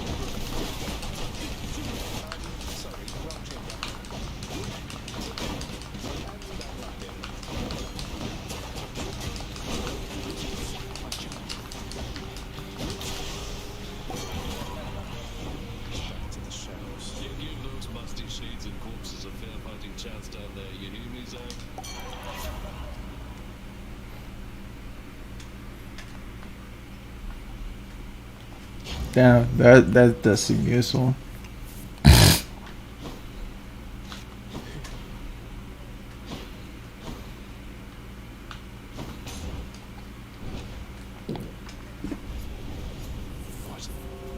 We have an intruder.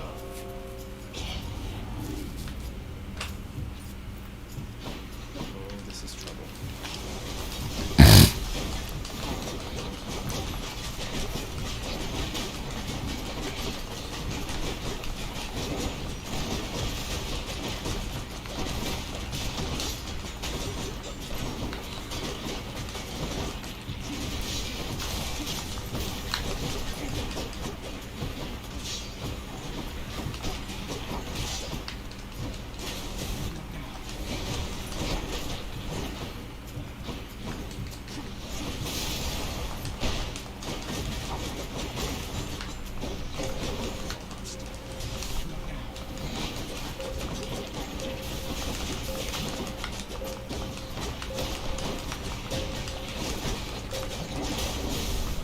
They had their chance.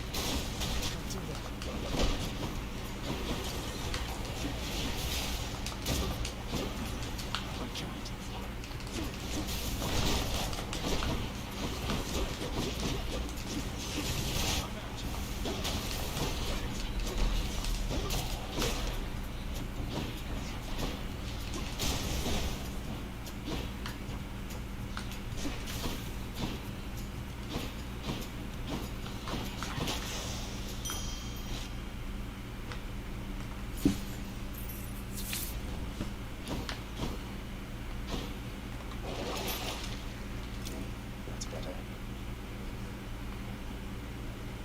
This one.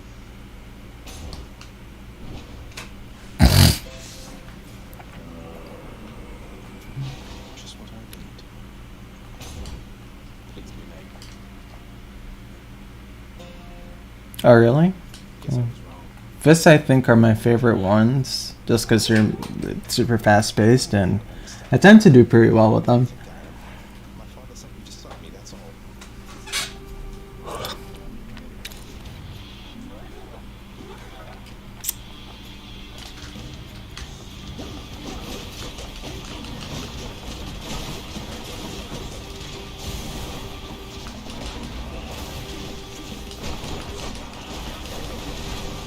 Not again.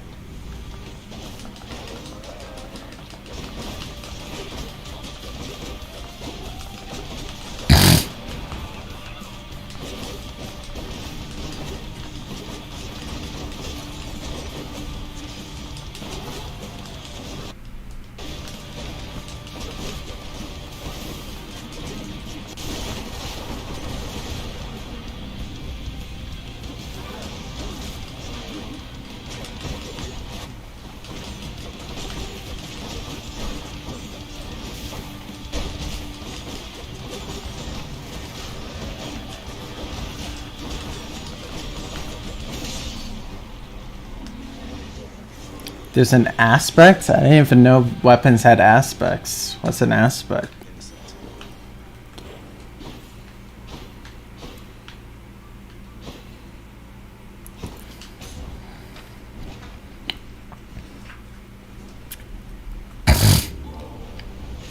You're not permitted to leave, Tartarus.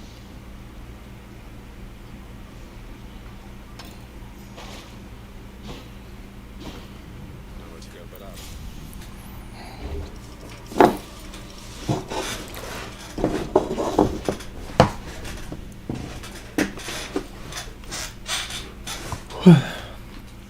That sulfur smell.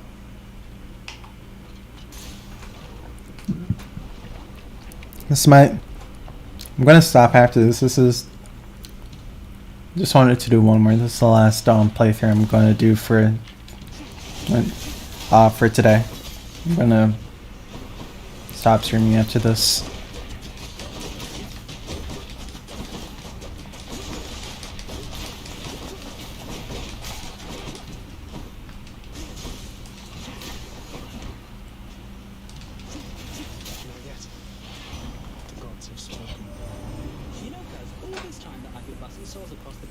father's lung, it's good to have the chance to help somebody out the other way. Oh, I know that. How do you unlock aspects for a weapon?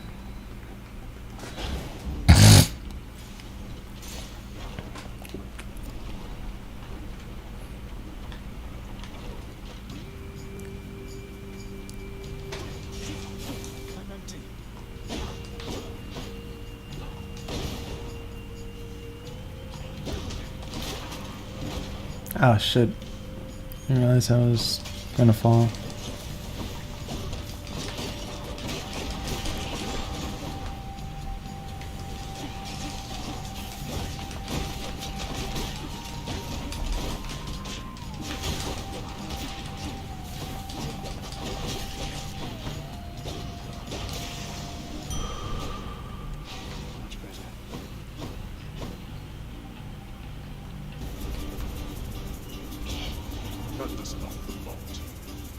Titan blood stuff. Oh, I think I remember that.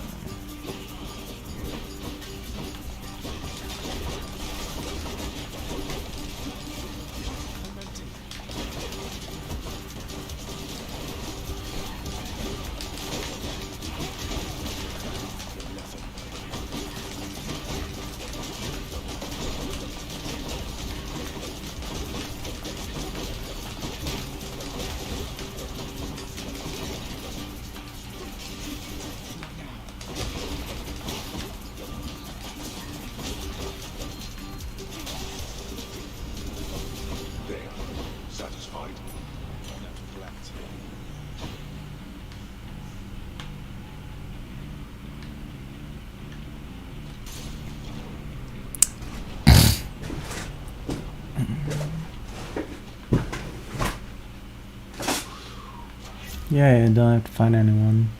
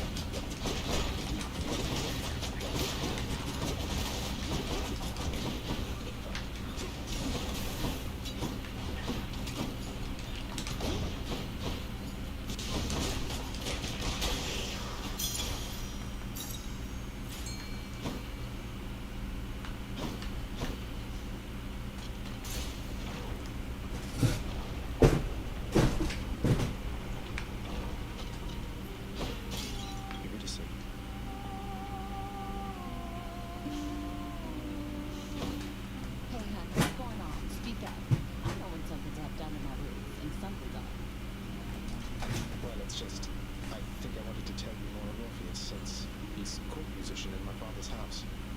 Calls you his muse. Says he misses you terribly. Orpheus said all that. I'll tell you what. The next time you run into him, you ask him about the time that he came all this way to try and save me, even though I was already dead. Can you guys know that to me? Yes, I do believe I can. Look, I didn't mean to upset you. Yeah, well, neither did he. But you know what? Actions beat intentions for me. Now, how about a treat? You can be on your way.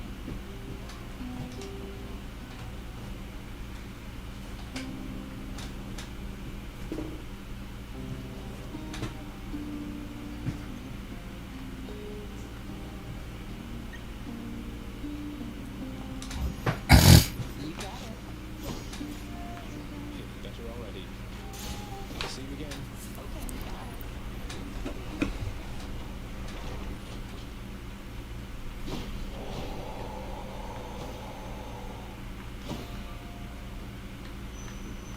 I greet you, Zagreus. Are you thankful that the river's to your right?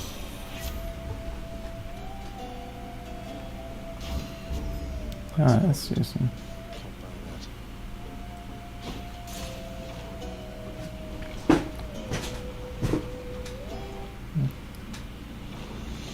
Bone Hunter. Another new look for you, I see, Bone Hiker. Not yet.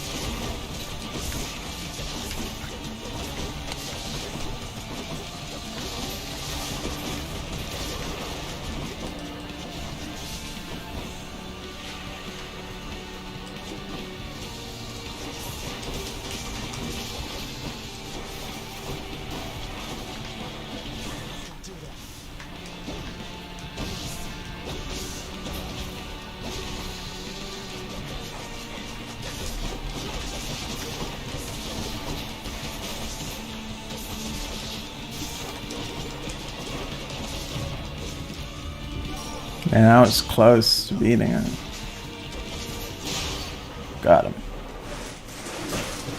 Have maxed hearts with any characters yet? But I don't know, actually. I don't know. I know how to tell if you've maxed hearts.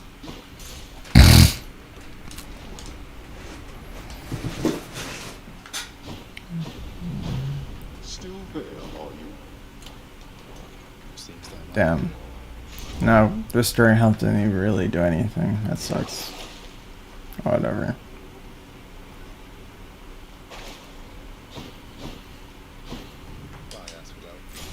Cause I didn't need to get through this time. Well, maybe I will. I don't know. Let's see. Much nicer climate.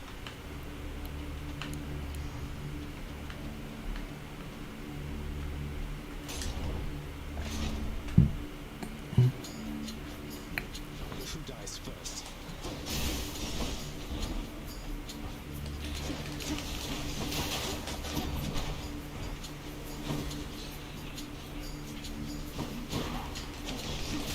I'm empty.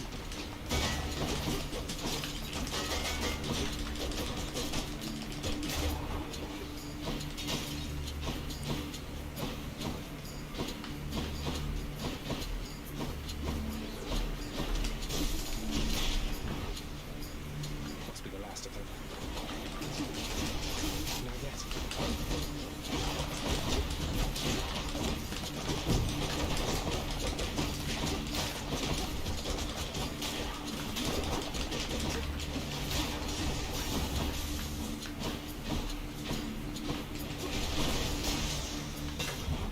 That's the last of them.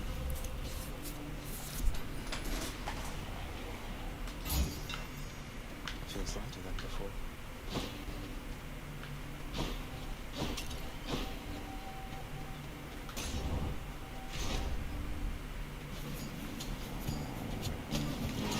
If I pull the book tank and check there.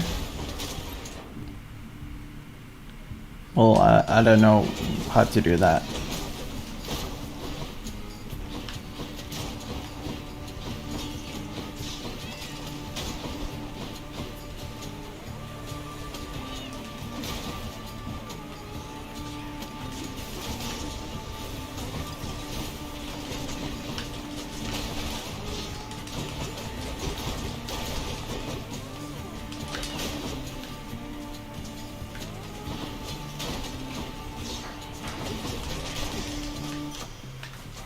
Delicious.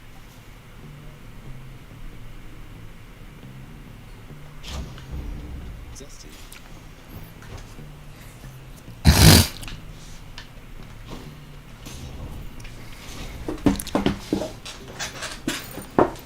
What's this? What would it take for you to leave him be?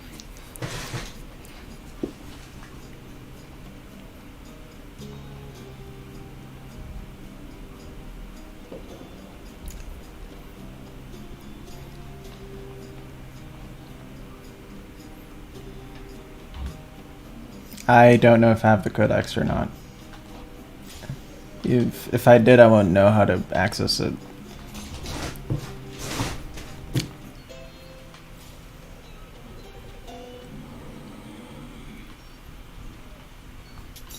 take it.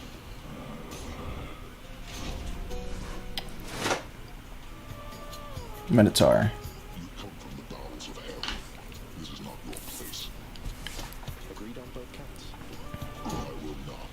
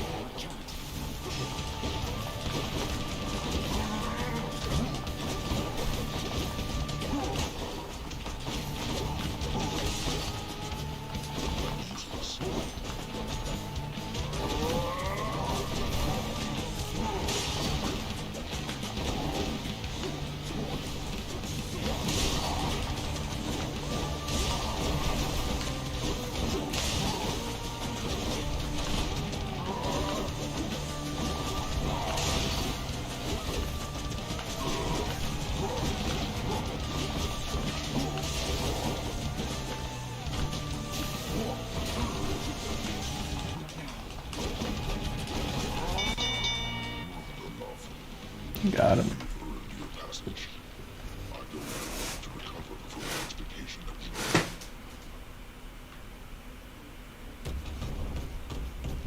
Well fought, Asterius. Lady Demeter, from Olympus I accept the challenge.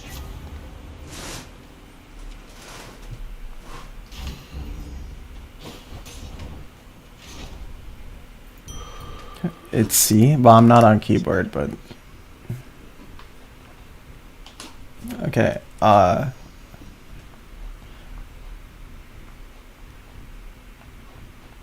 don't know how to check if I have full hearts.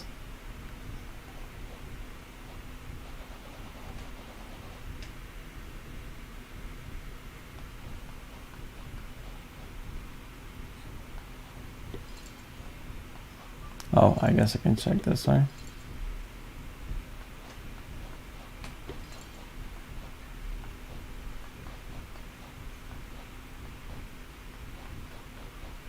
think I'm almost at full hearts with Charon.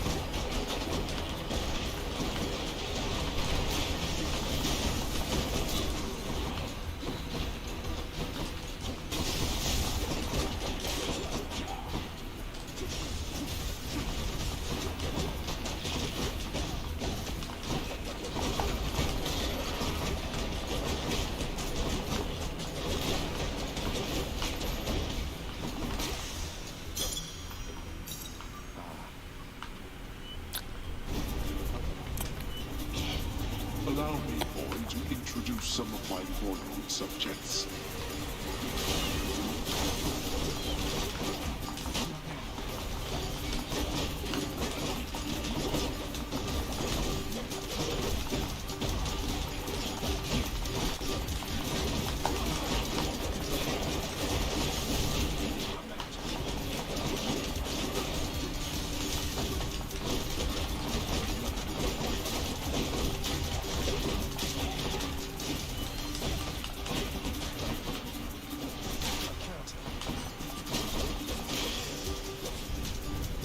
You lived through all that. Thank you, Father.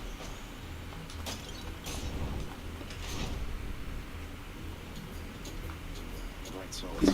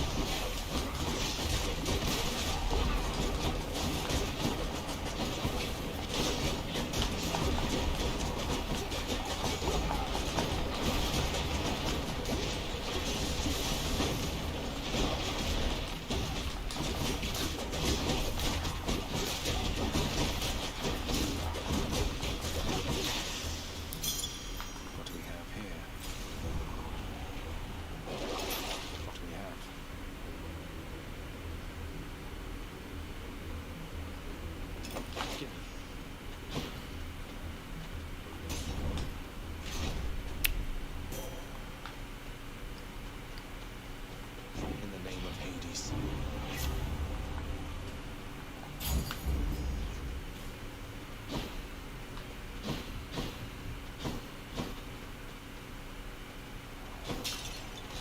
The magnificently ominous facade of the Great Elysium Stadium looms tall above the rabble-rousing prince, as if to goad him into such a comfort.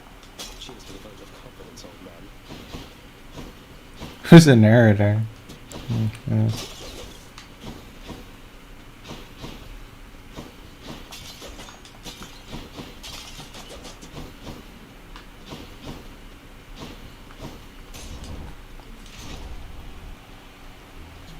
Let's go. Well, Hellspawn, you stained my honor last we battled here.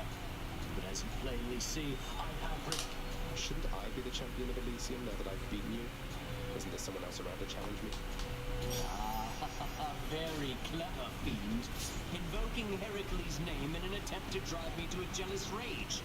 It shall not work.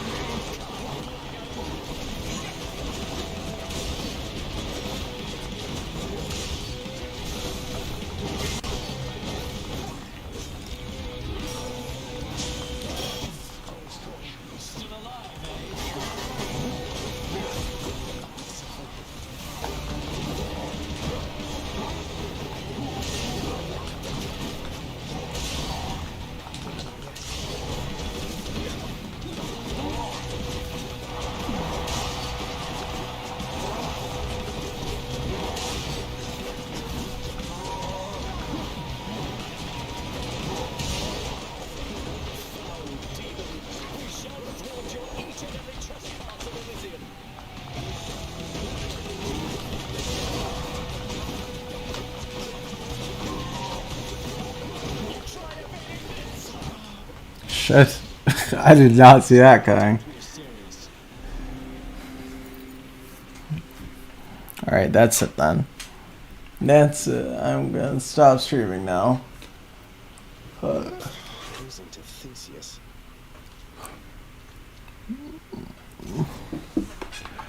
Alright. Yeah, I'm stopping now. Stop streaming.